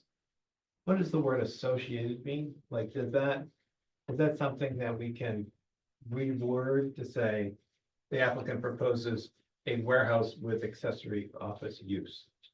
Because associated is, yeah, that can, sure. I think that was my language that I use the word associated a lot. So, you know, if my emails, yes, so, maybe we can reword that, because associated just sort of opens ambiguity. yeah, I think it's fair enough to just state, you know, what the Proposes use a was proposed on the plans and on So the. you want to take out, Use associated with, and just so to read, Yep. the application, the applicant, it says application, proposes a warehouse? proposes a warehouse with accessory office use. Usually have to use the word use. Yeah, that's. Easy enough. And then. Is that? I can send you these things, maybe in an email, because there's some relative, very minor, sort of typos and things like that. Okay. With, to determine, it, so page 7. Determination. Decision C5. On page 7? Page 7. Well, it's a slide. Yeah. Oh, landscape. Oh, I see what, sorry, yep, I apologize, yeah, okay. The So- C threw me off, just say 5. Very thrown off. Associated with. Yeah, associated. Well played, Steve. So it says all landscaping that screen the site shall be maintained or replaced in perpetuity. I would suggest that instead of the word or, we say and, because there's a tension between maintaining something and replacing something. So maintained and replaced. Grammatically, I see your point. This Trump stamp will replace. Okay, Okay. landscaping associated with the site will be.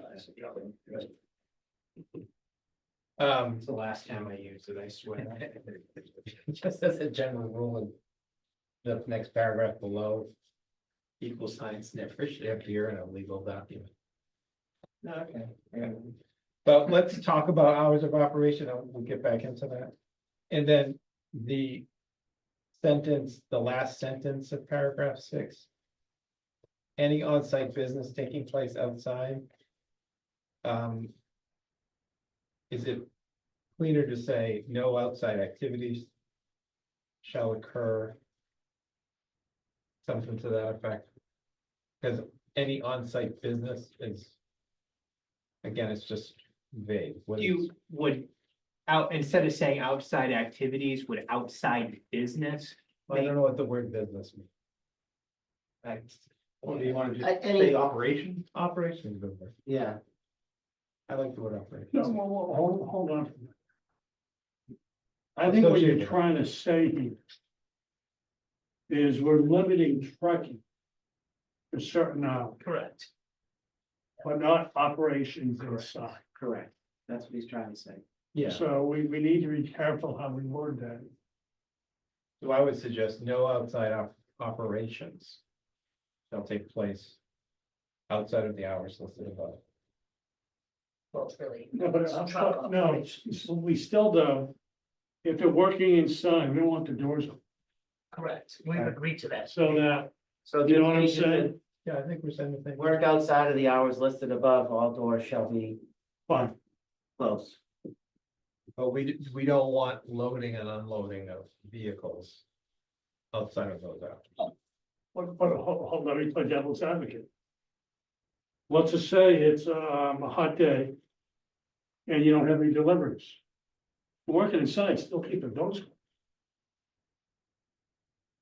Well, if it's really hot out after 9 PM Monday through Friday, then the tenant has to close the doors. Right? Yes, If they're working inside, right? And it's a lot, we gave to the tenant because we agreed to this for the neighbors, right? I mean, the whole concern, and I've heard it from people throughout the week as this thing comes to a close, is that outside of these hours, they The doors want are closed. the doors closed, Right. because where I live, I can hear activity from the Best Buy warehouse with the doors open. You can hear the clanging and clanking and, so that was the whole. Yeah, I'm not objecting to the intent of that sentence, I'm just suggesting another way to say it. So Because I wrote it.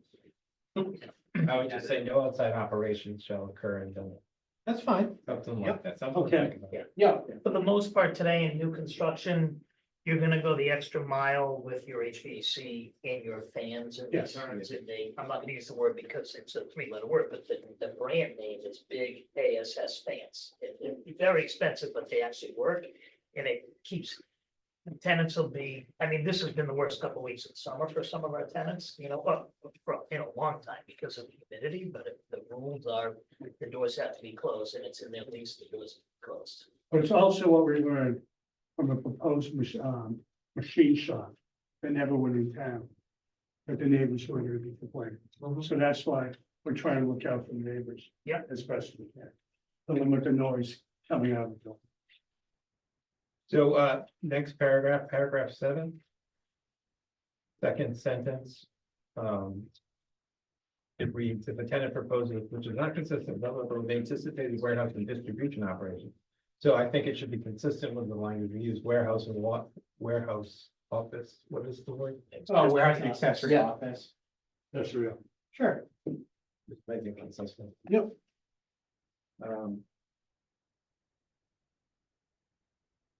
So we talked about adding an express condition that there'd be no outside fleet storage, or however we phrase that.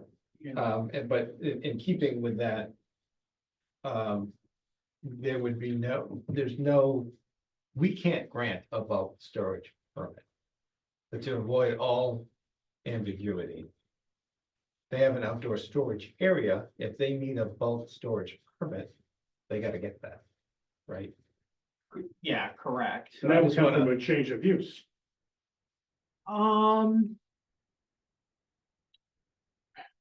I don't necessarily, I mean, it would potentially be because it would most likely be retail and not, I don't know, because it could also be.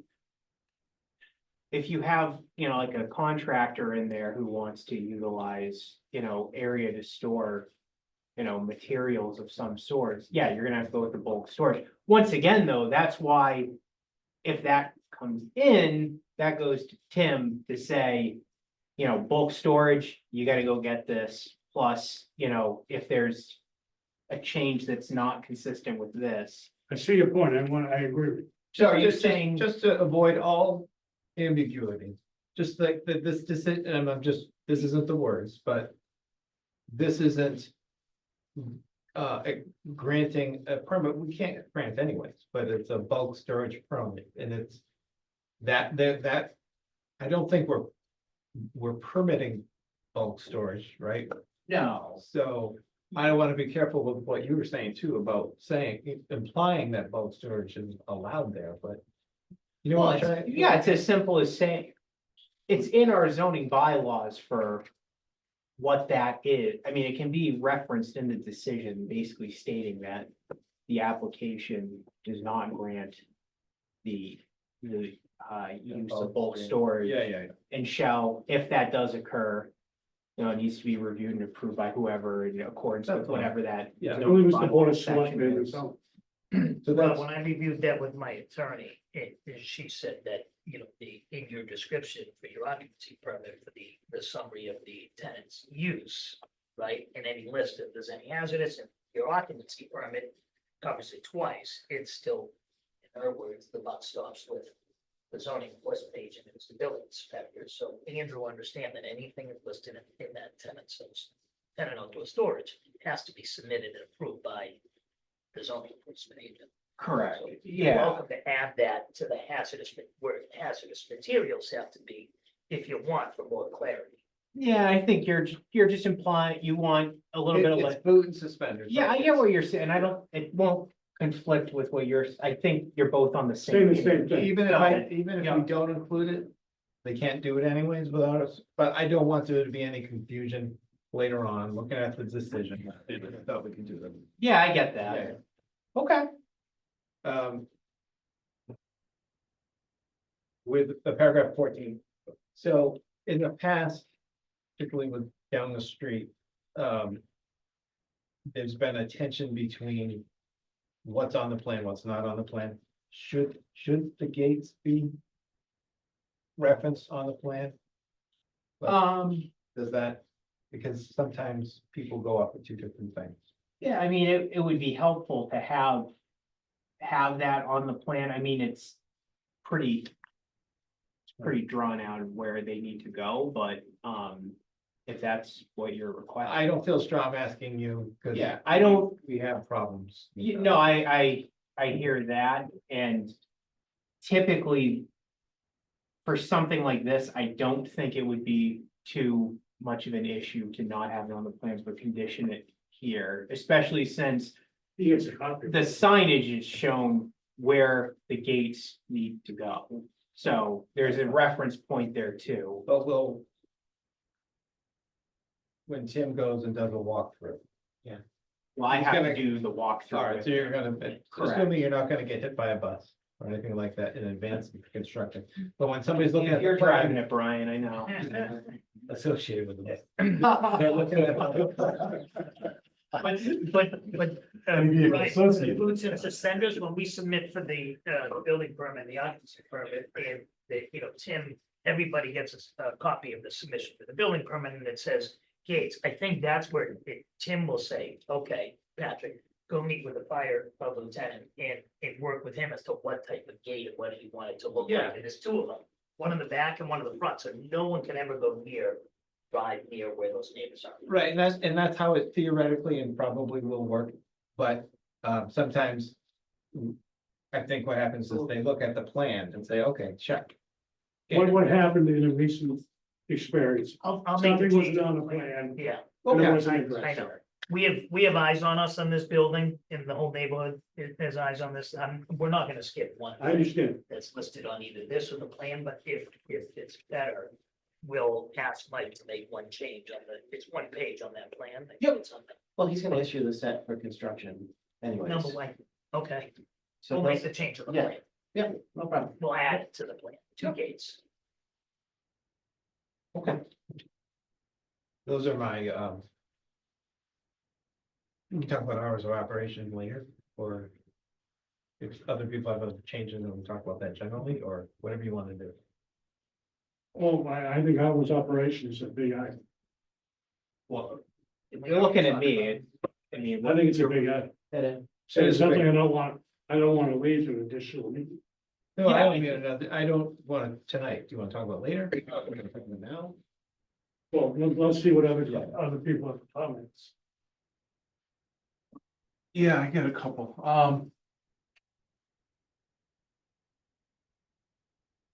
So I think one of the things, usually in decisions, you refer to the other decision. So if there's the development plan for stormwater, we reference the scenic road as being part of the decision. Oh, yeah, there's actually, So I think, scenic road is its own separate decision, which was included in the Yeah. Dropbox. I didn't even go through that one yet. That one's pretty quick. yeah, but usually we cross-reference Back and them, forth. so it becomes part of, and I think that's what you're seeing later on in that last section there. Was there, it talks about, anyway, towards the end, it talks about the.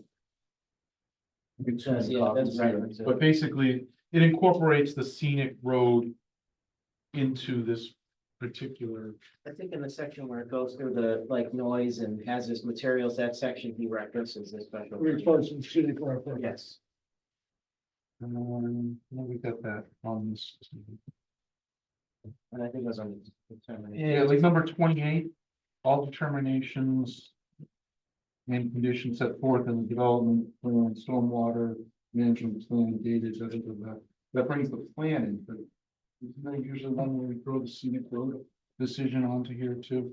I am 99% sure that it's in, hold on. Noise.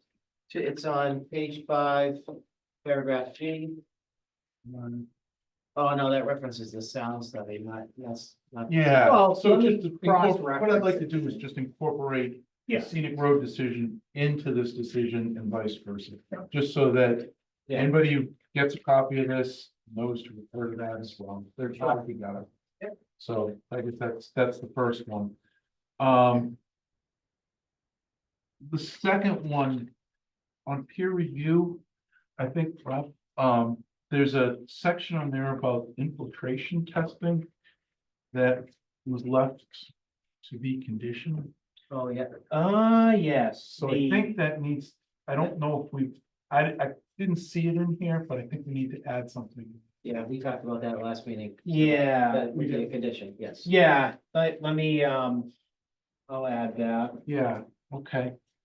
And then I also, my memory serves me, we had a discussion on the southeast side of the building and one of the neighbors' wells that we were concerned about not allowing any snow or anything else to be dumped over the fence.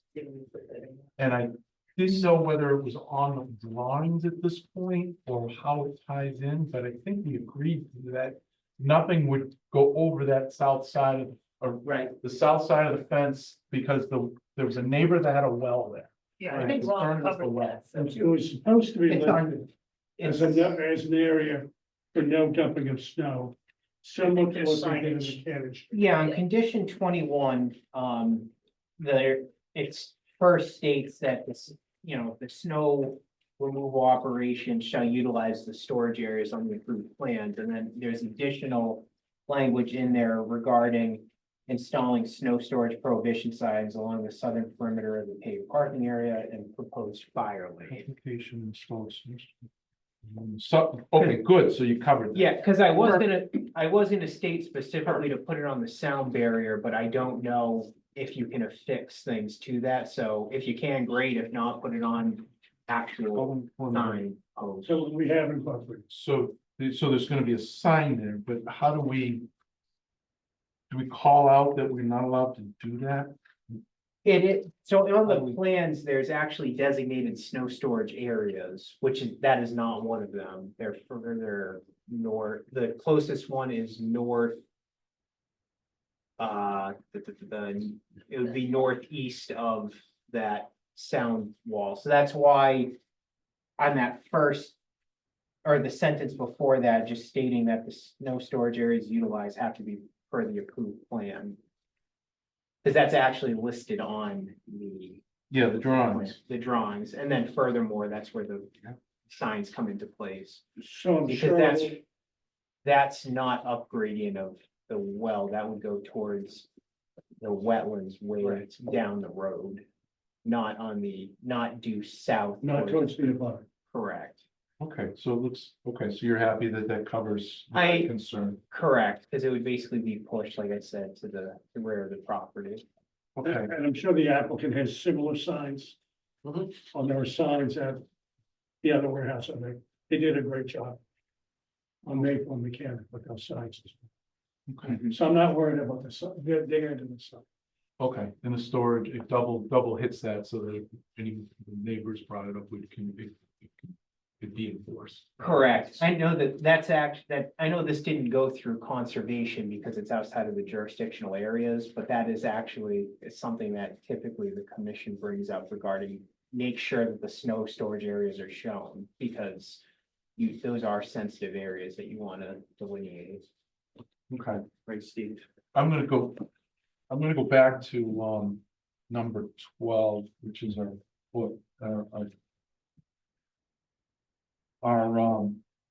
outdoor storage area. So number one, propane.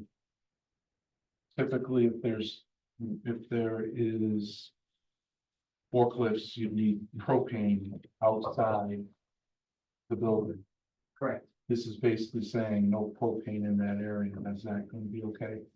Typically, they'd be at the back of the loading areas is where we usually see them stored in a, That's the In that locked in. but- yeah, the locked in like cabinet, if they're, the interchangeable tanks. And you also put like balusters in front, What's It's that? gonna I'm be sorry. more inside. you know, cement balusters and. But I'm saying no, Oh, yeah, yeah. follows what I said. There's requirements per NFPA Yes. that you. Yes. And the fire chief- And the fire department. For the Okay, fire chief and the so- building. But this specifically says you can't put it in that area. So Right. You're fine. Fine. You're fine. Yep. Okay. The second piece is the vehicle storage, fleet storage. And I guess this is a question that I have, Robin, Ward. So we took the word fleet storage out of the other section. But this basically says that there's a 8-foot, number 12, talks about the 8-foot vinyl opaque fence. And there's an option of not putting it in there. If,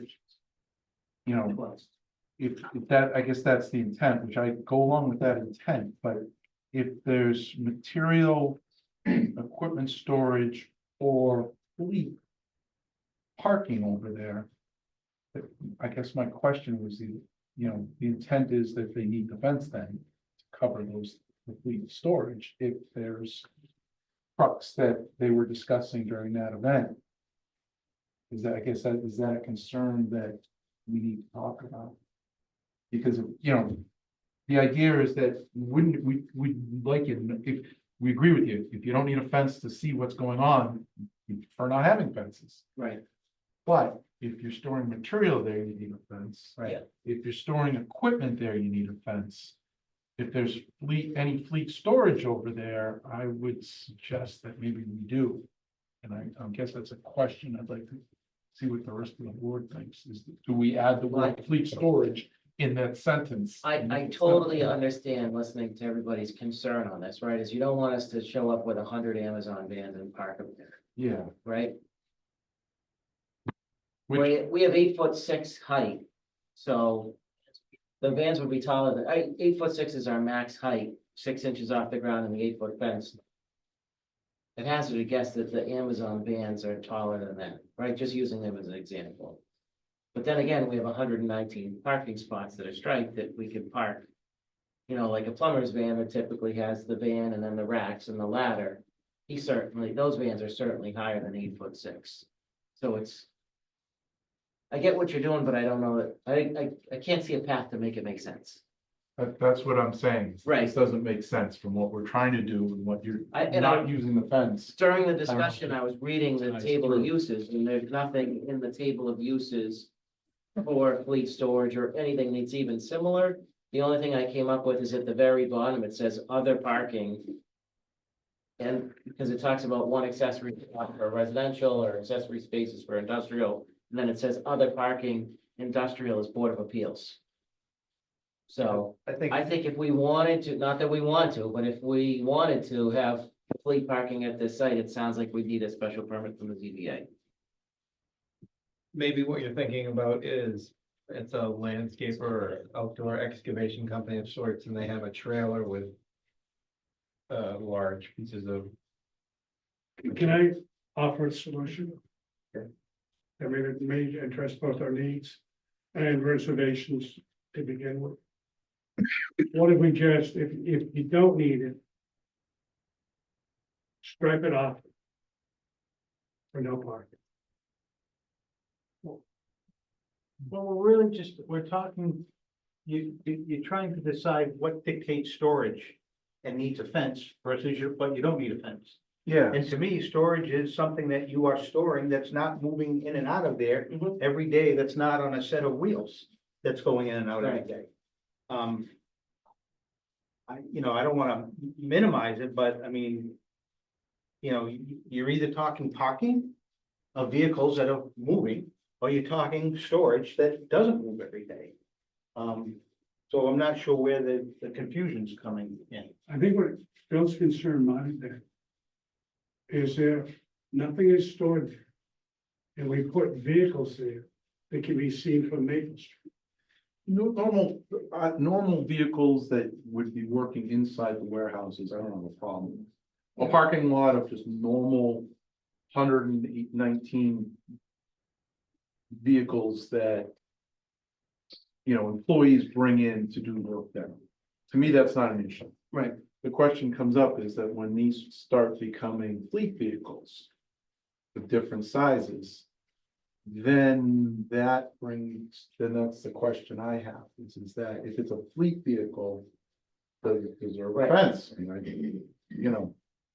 Again, I understand what you're saying, but I don't feel that because there's nothing in the table of uses and we're not asking for it, the planning board can on their own authority just say, I'm gonna adopt this bylaw for the town. If you want to add fleet parking to the table of uses, then you'd have to sponsor a warrant article and get it voted on for where it's allowed. I don't. We can put a fence, we can ask for a fence pretty much anywhere we want. Right, That's what but, this is. but if my phone's the outdoor storage area and right here is my regular parking spots. Yeah, the regular parking spaces, I have no problem with regular parking places. So why would, if I park the van here today and I park it here tomorrow, why would I fence it in here and not there? If that becomes a Primitive parking. 150 or however many Amazon vehicles, It's 14,000 square feet of outdoor storage. so how many vehicles would you get in there? Standard parking spot 9 by 18 is what? Three vehicles, if it's a- 162, For example, if it's a crane company, we It's want, taller- that would be taller than equipment. Right. Is that a vehicle? no, that's equipment. That's yeah. That would be equipment. The intent, Phil, for this was, I think, what always concerns me with outdoor storage is contractor yards, meaning heavy equipment in there, something with a boom, like a crane company, something that would require large machinery there, and that's where the 8-foot, 6-inch vinyl fence, it has to screen that, because, if, let's say you had a landscaper in there and they have skid steer, that's gonna be hidden behind an 8'9" or 8'6" fence. Like, How about a shipping container? That we've seen on the other sites, does that include, would that, That's- how does that handle? That's the- material or equipment That would storage. be equipment storage, so. Okay, that's equipment storage. Likely be taller than. Yeah. Well, just think of the other site we had last time around. We've got storage containers there that are pseudo offices outdoor. Well, I mean, that's different, but Well, I guess that's what I'm, yeah, is it different? what I think you're concerned about is what used to be I was gonna say Glockner's place by the power plant on Maple Street, further down. There's a contractor's yard, and it's a disaster area, because they park all of their various equipment of various sizes. Yeah. And I think that's what you're concerned about, and I think what Rob just said is that storing that kind of, whatever equipment like that, large machines, earth moving machines would trigger the fence. Correct. And we call that out because it's equipment. That Correct. Becomes equipment. Correct. And it can't be seen above the fence. Okay. So the crane, where Really the limits crane the is, size of what's going in. Okay, so if it's okay, so you guys don't have issues with that? no, I thought you were talking more about parking there. A fleet of vehicles. Equipment that moves and it's part of your business. and it Part of your moves every day business. of Every other day. It's Part of not your a- business like Right. that. So Yeah, that would be a concern, but if that's equipment. Okay, then I'll withdraw that one. Seems the board's good with that. Okay. Good with that. All right. I'll address mine, I've heard from others. I have one thing I forgot, Maybe another one. C3. Under page 6. You go back. to E3? C3. Page 6. So it says the applicant shall use best efforts to ensure, I would strike all of that and just say. Start with all trucks, traffic entering the property from north down lane on Maple Street. The trucks shall turn right, blah, blah, blah, restrictive signage. You could say the, all trucks owned by the tenants, well, so just get rid of applicant shall use the best efforts to ensure that. And just start with all trucks. Well, I was gonna wait till we were all done and then, because I have a few comments, so I'll wait. Because I actually, okay, I'll wait. And then just the third paragraph of paragraph 3, where it says it's the very last line. The leases don't need to require a restrictive signage, like that would be part of the applicant's obligation. You would have done. Yep.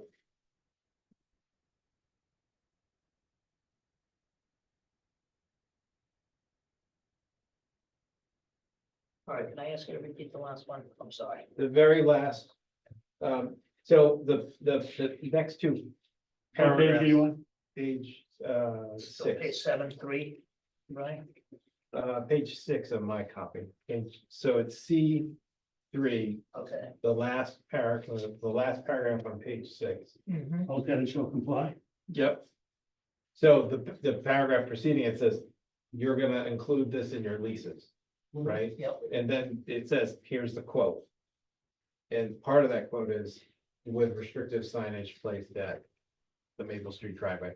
Your tenants aren't responsible for replacing restrictive signage, so that doesn't make sense to put it in their lease. So I'm just striking that. Oh, I see. While you guys are on that paragraph, trucks owned by tenants are equipped with backup beepers that broadcast a white noise whooshing sound. Beepers and white noise whooshing sound kind of contradict each other. You don't want a beeper. So I would replace beepers with alarm. Backup indicators. Indicator, alarm, warning, whatever. Backup alarm, I think. I think alarms are better. Yeah, because you don't want a beeper.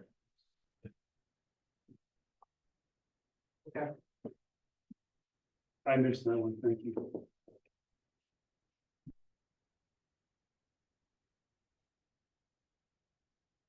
So the floor is yours. Thank you. I have my notes. Going back to, so I'll restart and make that correction. So back to where Brian was on page 7. C3, you guys might have it on page 6, but C3, where it says the applicant shall use best efforts to ensure that all truck traffic enters the property from the north side of Green Street.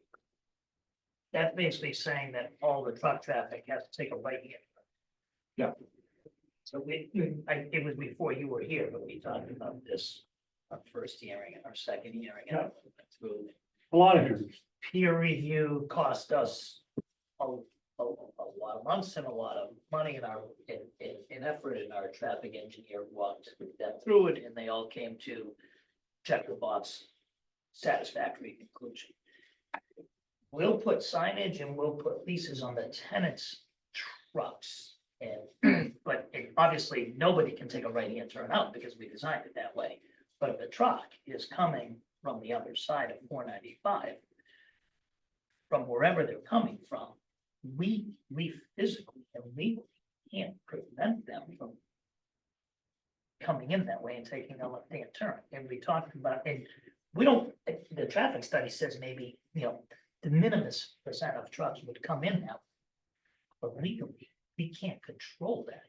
Is there a truck exclusion on that section of Maple leading up to us, coming in that direction? No. I don't High believe- Street I don't is believe there's any way- traffic inclusion on that. Yeah, and it's a No. public right of way, so We we'll make legally can't. every effort on our end to stop our tenants from coming in that way, and we prohibited, as Andrew pointed out, the driveway, but we can't prevent the use of a public way without a truck. That's why we try to prohibit it as best we can. There's a previous tenant on Maple Street, the box company, where after a certain time frame, they warn their tenants so often, and then they encourage them that they'll be replaced. And that has seemed to work. But that's something they got on their own. Right. I think it's reasonable, this, you can't control other shippers, We're asking you just in depth. so just, Well, that's, borrow, this borrow, says best efforts, which is, I think, the same as Endeavor, and we'll do that.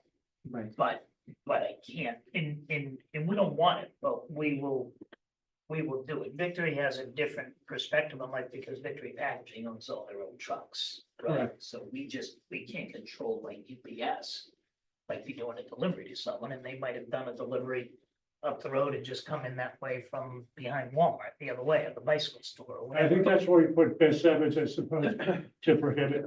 Fine. I'm okay with that. And so then on the third paragraph. well, before you go on, I'm not okay with that, Okay. but I would think that we could add all trucks. We just pick up the language we used before, so. All trucks owned by tenants shall enter the property from the northbound lane of Main Street. Right, so we're gonna still strike best efforts. But all trucks that the tenants own and operate need to know that they have to take. Yeah, because I can put that in their lease. Yep. But the best efforts to ensure that any non-tenant trucks is all we can do. Yeah, I'm sorry, Brian, I don't mean to disagree with you. But if they're taking care of their own tenants, I still want everyone else, like UPS, just to make their best effort. That's all I'm asking. We can add a sentence that says the applicant shall use best efforts to ensure outside. Okay, Yeah, he said strike, but you're right, we're fine. So we can Okay. add, maybe we can add that sentence, Rob. Best efforts for any non-tenant related trucks and our tenant-owned trucks. To be in the lease. Yeah. That go left hand, even if they're coming from the other side, they gotta go all the way around. Yep. Okay. So then in the third paragraph. It says all tenants shall comply with the following conditions. All truck traffic enters the property from the northbound. Okay, so that actually now makes sense, because we're limiting it, we're boxing in by tenants. Mhm. Okay, perfect. tenants only. Yep. We already made that change. And again, it says tenants are equipped with backup. Just Right. your tenant, Yep. and we're taking out beepers. Perfect. On following on that same page, paragraph 7, I think, the way this is supposed to be worded, I think, is the tenant. If a tenant is proposed, which is not consistent with the anticipated warehouse and. Now it's gonna say with accessory office use. Yes, the applicant shall notify the board of the difference in intended use. Isn't it the applicant shall notify the building inspector? Well, zoning enforcement officer. Because we talked about that. Correct, yeah, I think that one. Yep. That would be the avenue for that situation. And then he dictates to us whether if he doesn't agree that that's an allowed use, then we either have to go to the U or the ZBA. Correct. Okay, He's the gatekeeper. Rob, just on that paragraph, so it should, I think it's if a tenant's. If a tenant's proposed use is, if a tenant's proposed use So is they got not, his, is not consistent with the anticipated. Whatever that, does that make sense? It misses the word use, so if a tenant's. Get rid of it, if a tenant's proposed, add the word use. Strike which is not consistent with the anticipated warehouse and warehouse office, blah, blah, blah. Okay. Try to resist the using the word associated. tough crowd, Rob. You know, getting late. I'm almost done. Now I'm just thinking of him with associated, that's Oh. not here. 28 on the decision, that's page 10. Statement of binding on the applicant's successors, assigned agents, and employees. The approval shall ensure the benefit of one binding upon 306 Maple Street LLC, provided there is no change in use for the premises. Planning board shall be notified in writing of any changes in affiliates and successors entitled and additional users of the premises. We were confused, myself and my attorney. What, wait. The change in title of the this is like a deed restriction, it's a permit that runs with the land, so if we sell the property to someone else and they don't notify the planning board that they bought it, or I don't notify the planning board that I sold it to them, then they're in violation of this permit, which we've never seen before. yeah, I can get clarification on number 26. That's a standard condition that's typically in our decision, so, We've had that for a while. yeah, let me. And has not to belittle, has not come up. But I'm glad you raised the question. Maybe we put in that there's 21 business days to notify the board if someone else. They don't want this, they don't want there to be, someone wouldn't want this to be a violation of the permit. I That's think, in place. I think you could, that one town council can work with you. on. Okay, fine. Okay. What the problem is, we just wanted to make sure it stays the same. And we can control. Not all your, Yeah, it is recorded and then someone, we can deal. Yep. We're fine. She just doesn't want it. That's We understand. understandable. I need to step out for once. yeah, and I need, Okay. we take a 5-minute break. I've been here since 5 o'clock. Sure.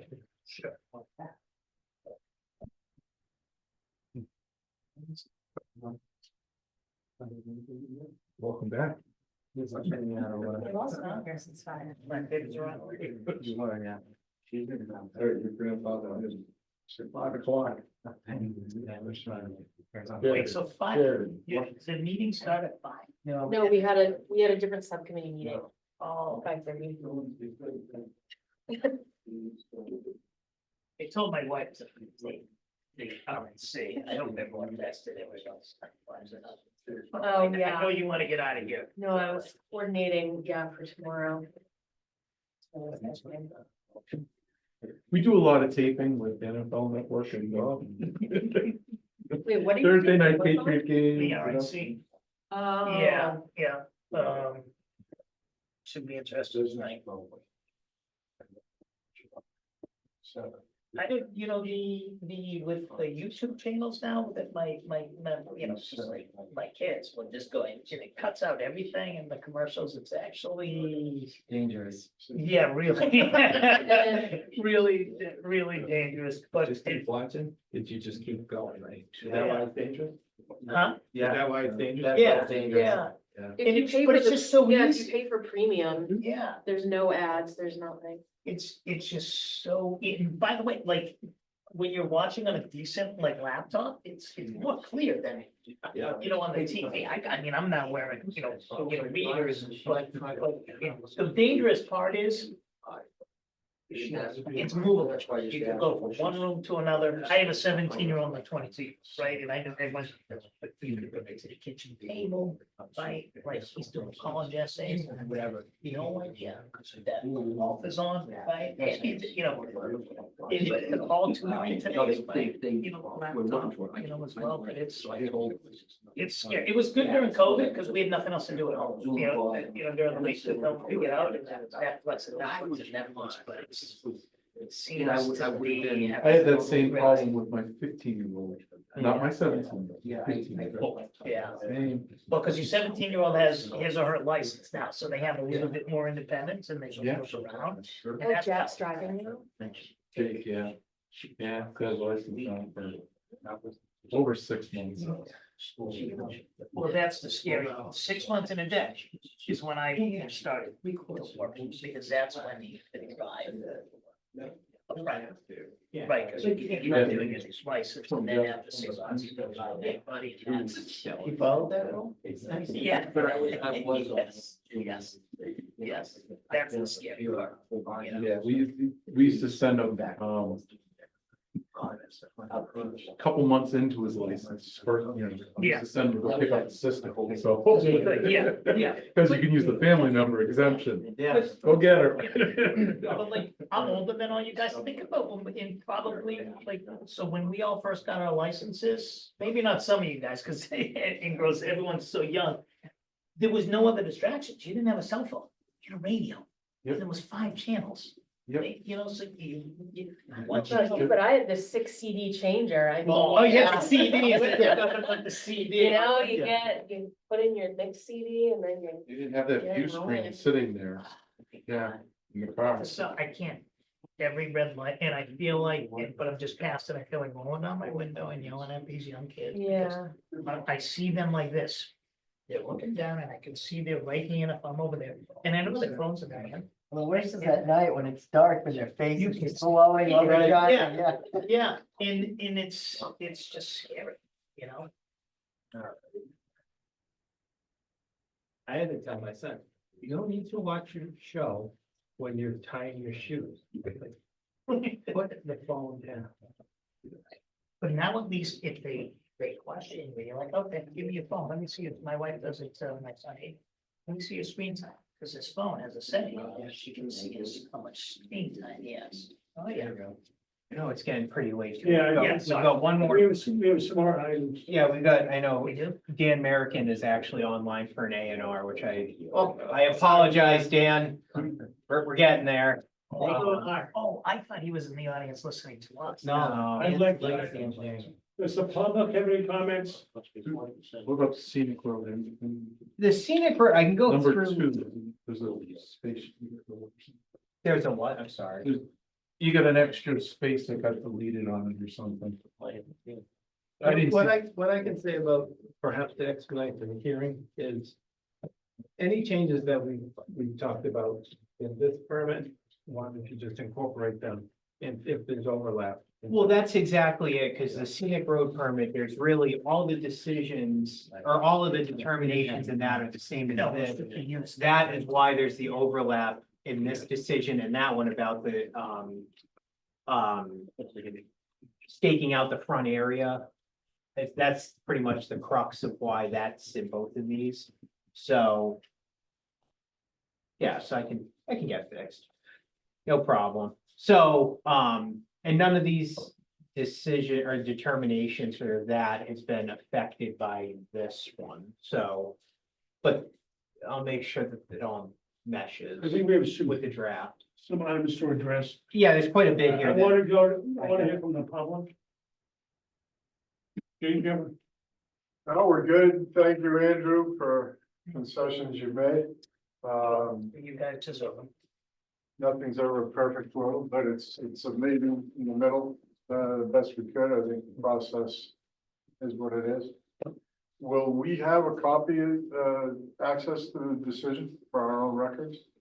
I mean, if the board, I don't think that's ever been done previously, but I can. It's a public document. It right? is, Yeah. yeah, Once I it's- don't have once any it's signed, issues Once with, it's signed, it gets, right? well, when it gets signed, definitely. Usually we don't send the drafts out. No, but I no, can- not a draft, the Yeah. final. Oh, yeah, Absolutely. definitely. Yeah. Absolutely. Posted Yep. with the clerk becomes Yeah, we on our posted the next website. day. This, Andrew and I agreed that we're gonna walk the site every Sunday. Well, no, hold on, if there's one, if there's. Cameras on it. I already saw them up in the trees, and if, it will not be, my snowplow contract, I will show you a copy, because they're gonna be penalized if they throw 1 ounce of snow over that side of the fence, I promise. Okay. Plus it may be based on his fantasy football team. So we've heard from the public. We've made a lot of changes. Unless you disagree. I would like to close, make it, entertain a motion. Close the public. You can what I would recommend. I'm looking for your help here. Yeah, I mean, why don't we keep it open? We've got, I think, the final language here. I think, because there are a couple decisions that need to be like edited from scratch, which, I mean, I'm gonna be in contact with Andrew and Pat, you know, through the process. I think we're there. We can get this on the August 8th agenda. Yep. Maybe just continue this to then. We already have the documentation to continue and the extension for that date. So if that's okay, I think I can make the revisions. Let's keep it open. Okay, I just want to limit Yeah. the scope for the next meeting, Yep. for the decision. No, absolutely. So would it be possible if we get our ducks in a row on these two documents and have them refer to each other, that on August 8th, we close and vote? That's That's the, my goal. That would the- be my goal too, yes. I That's- think we're there. yeah, that is what Thank you. is. I'm trying to. do I didn't both. know if we had to close and then go to one more meeting to vote, because that would seem like a No. lot of it. No, it would be, Close and vote on the same night. No, no, you can, you Yeah. can close and vote on the same night. Yeah, oh, yes, but not tonight, right now, Not tonight, no, but on August Yeah. 8th, we can close and not, vote. not tonight. I want to draft the August 8th. language before anything gets voted on. Good night, everyone. Good night. Thanks, guys. Take it easy. Good night. My intent initially was to close the public hearing, but no, leave it open. Yeah, The scope of the next meeting will be Yeah. the decision, yeah, close the public hearing, take about that meeting, I thank you. okay? Yeah. Sounds great. And then obviously we're gonna have to deal with getting information conceivably to us by that Wednesday before the meeting. So Correct. we have enough time to review. It'll be before then for the as far as giving you guys plenty of time, both you and the applicant, time to review the draft decision again. And then internally, we will try to have our comments made prior to the meeting. Are there any business items or anything that we're done, right? Or Okay? are there any, we're done with business items? Okay. Correct. I thought I heard Brian ask about hours of operation, and I thought we had covered it in an exhausting fashion the last few times, and kind of came to an agreement. I just want to make sure I'm being fully transparent that we're on this, that we're on the same page. I appreciate that. My comment is that, my memory was, and could be wrong, that there are different hours. I thought, I thought the comment was the equal sign. okay. Yeah, the equal sign. Oh, also, yeah. No, I was watching Brian and he was talking about some traffic hours and I was like, oh no, because I thought we had covered it. It really- No, I thought there was 7 to 7 on the weekday, but, Yeah, we went round and round for a while. on I that. I didn't think we landed on a. Yeah, 7 and 9. concrete, But I don't wanna add to this.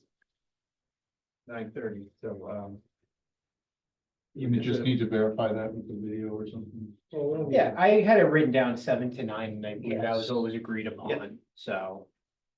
Yeah, I just don't remember coming to a consensus on that issue. I, I remember it was late in the discussion. yeah, but I was fairly certain it was 7 to 9, but I'll verify that, we'll get it, and I feel very confident that that's what it was, but verify. Everyone's comfortable with that? I just said, let's verify what we agreed on last time. Well, we didn't agree on anything. Are you Oh, comfortable? I thought we did come up with hours last I time. don't, Yeah, I thought it was 7 and I don't remember what they, but exactly it what they doesn't matter were. what we did. Are you comfortable with 7 to 9? I think we were exhausted as far as the negotiation back and forth. And if I would go back to the video to see exactly the final agreement that was done the last time, because there was back and forth many times, back and forth. And it was a negotiation. All right, that's fine, but It's also helpful to have supportive butters that, obviously, they're the ones that. right, if they're fine with it, then, okay, fine. Yeah, so, There was a lot of conversations outside of this room with Steve and Rob, and I think they respect me. I'm not so sure they, it's unfortunate circumstances as where they live, but it's industrial property. And I think they're really supportive of that and a lot more other things, because if you go back to my original meetings with them, you guys did a really good job getting a lot more out of me than what was originally agreed to with me and them. So, kudos to you guys. No, honest to goodness, it was pretty simple. but we listen, we have to listen to our. Yeah. I just want to make sure, and with respect to Brian saying, I know we talked about it, but I want to make sure everyone's comfortable with it, because it's important to me too. Like, I'm sure it was 7 to 9. I just want to make sure, even if you go back to the video and it says 7 to 9, that everyone's comfortable with it. I'm not looking to move one minute of it, but I just, because I would like to close this hearing, I would like everyone to feel good that it was a really good discussion and we got to a good spot. Because I don't know how long it's gonna take to find a tenant, you guys, for this building. It could take a year, 2 years, 3 years, 4 years. It is crickets out there. And I just want to be in a good spot with the town moving forward, right? I don't want there, and who knows, in 4 years, I could be in front of a totally different board. I have no idea. But I want this to end with having no side thinking, oh my God, we gave in on one last thing, but we didn't get one last thing. I want everyone to feel comfortable. That 7 and 9 is really important in my business, right? A lot of other things were important, gave in on, right? So, And I think, if I recall the discussion, we were going back and forth on a lot of things. we did. You articulate your concern that you would have a hard time finding tenants if it was 7 to 6. Really hard time if you look at every other town's And, bylaws. and you also indicated that you get somewhat restricted with 7 to 9, but we decided to stick with the 9 o'clock. Yeah, and I appreciate it. Now, and I know I'll be very brief. You have a comment from, someone on the conservation board. I thought that was huge for me. He's a neighbor and he understands development. Sometimes when you are going to a planning board and you have a neighbor who understands development A to Z, right? It's not always your favorite thing in the world, but he was very upfront, very transparent, and Bob couldn't have been more transparent from day one. He's like, I don't want it, but this is what we gotta do, right? And I think we got to a really good place. I want to thank you for the process. so. We have one more item. I would request a request a continuance to August 8th. Do we need a decision, Deb? No, No, because that's August 9th, so that's Okay. already occurred, so. entertain a motion. Well, second. We don't have to define the scope, just to be correct.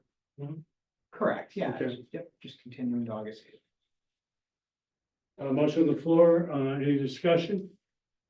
Want to call for the motion? Nick, I. Friday. Bill, I. Bill, Steve, Excellent. Motion Thank you, gentlemen. So thank you very, very Thank you much. very It much. takes so long. We'll see you on August 8th. All right, Okay. thank you, Have a great guys. night. Be in touch. Thank you. Sorry, Dan.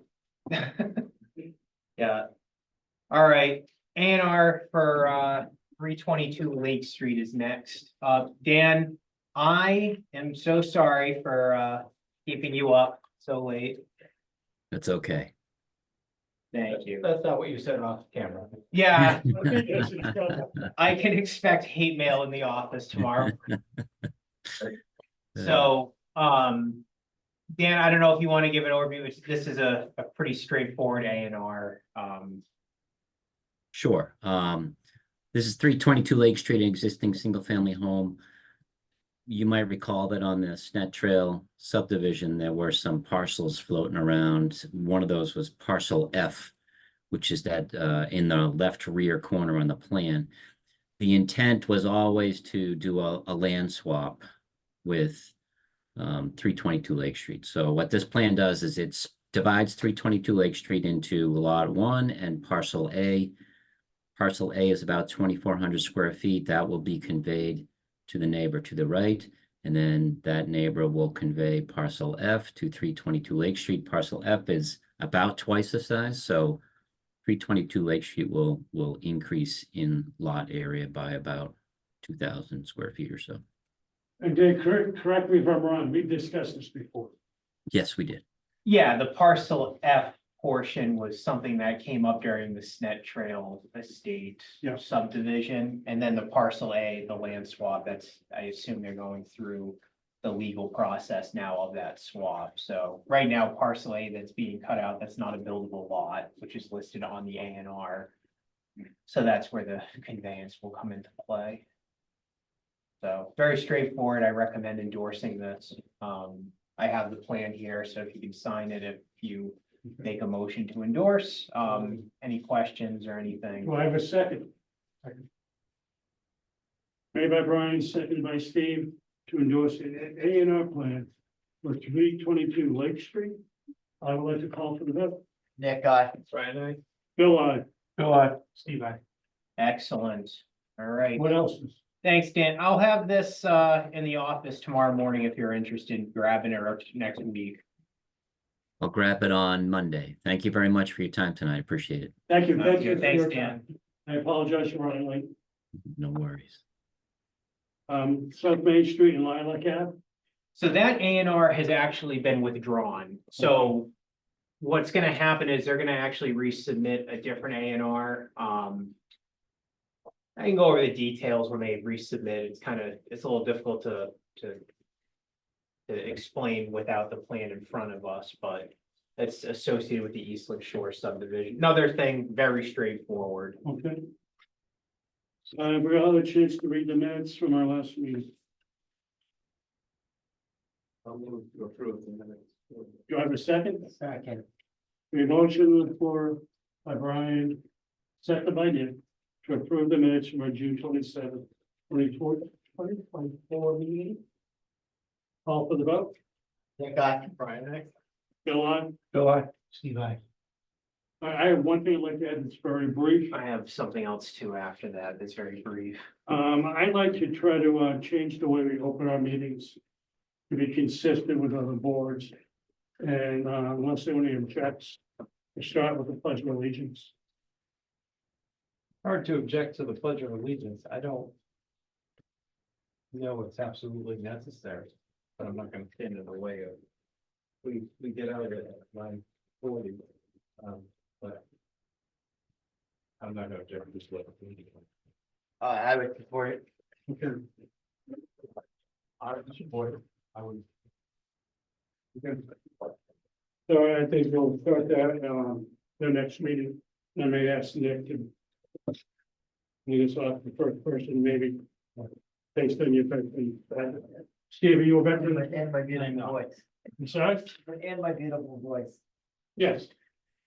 All right. Brian, Make you yes. Sing the stars. One- Banner. One quick thing, I believe everybody is on the board is aware of this, but at the Monday select board meeting, the select board did make a motion or basically approved creating a zoning bylaw review committee. which will require a member, or they've requested a member from planning, a member from ZBA, and a member from Concom to be on that. And there's also somebody from select board, and there'll be a citizen at large, essentially. So the reason why I'm bringing this up is to, if anybody's interested, I would like, if we're gonna make a motion on this, to actually make it an agenda item, like in general business. This occurred on Monday, so I didn't revise the agenda for tonight to just, I didn't wanna, I know how everybody feels about getting information last minute or at the meeting. So, I'm fine with adding the agenda. Yeah, so I would actually like to serve on that. When the time comes. Yeah, I had mentioned too. sure. So on August 8th, agenda, I can put that under general business. That way it's actually an agenda item and, you know, a motion to be taken. So, Okay, all right, thank you. Brian, the floor's yours. I move to adjourn. All in favor, please signify by saying aye. We're not gonna go roll call vote, it's late. Aye. Excellent. Motion passed. Anything else you want to say, Bruce? Good night, Bellingham.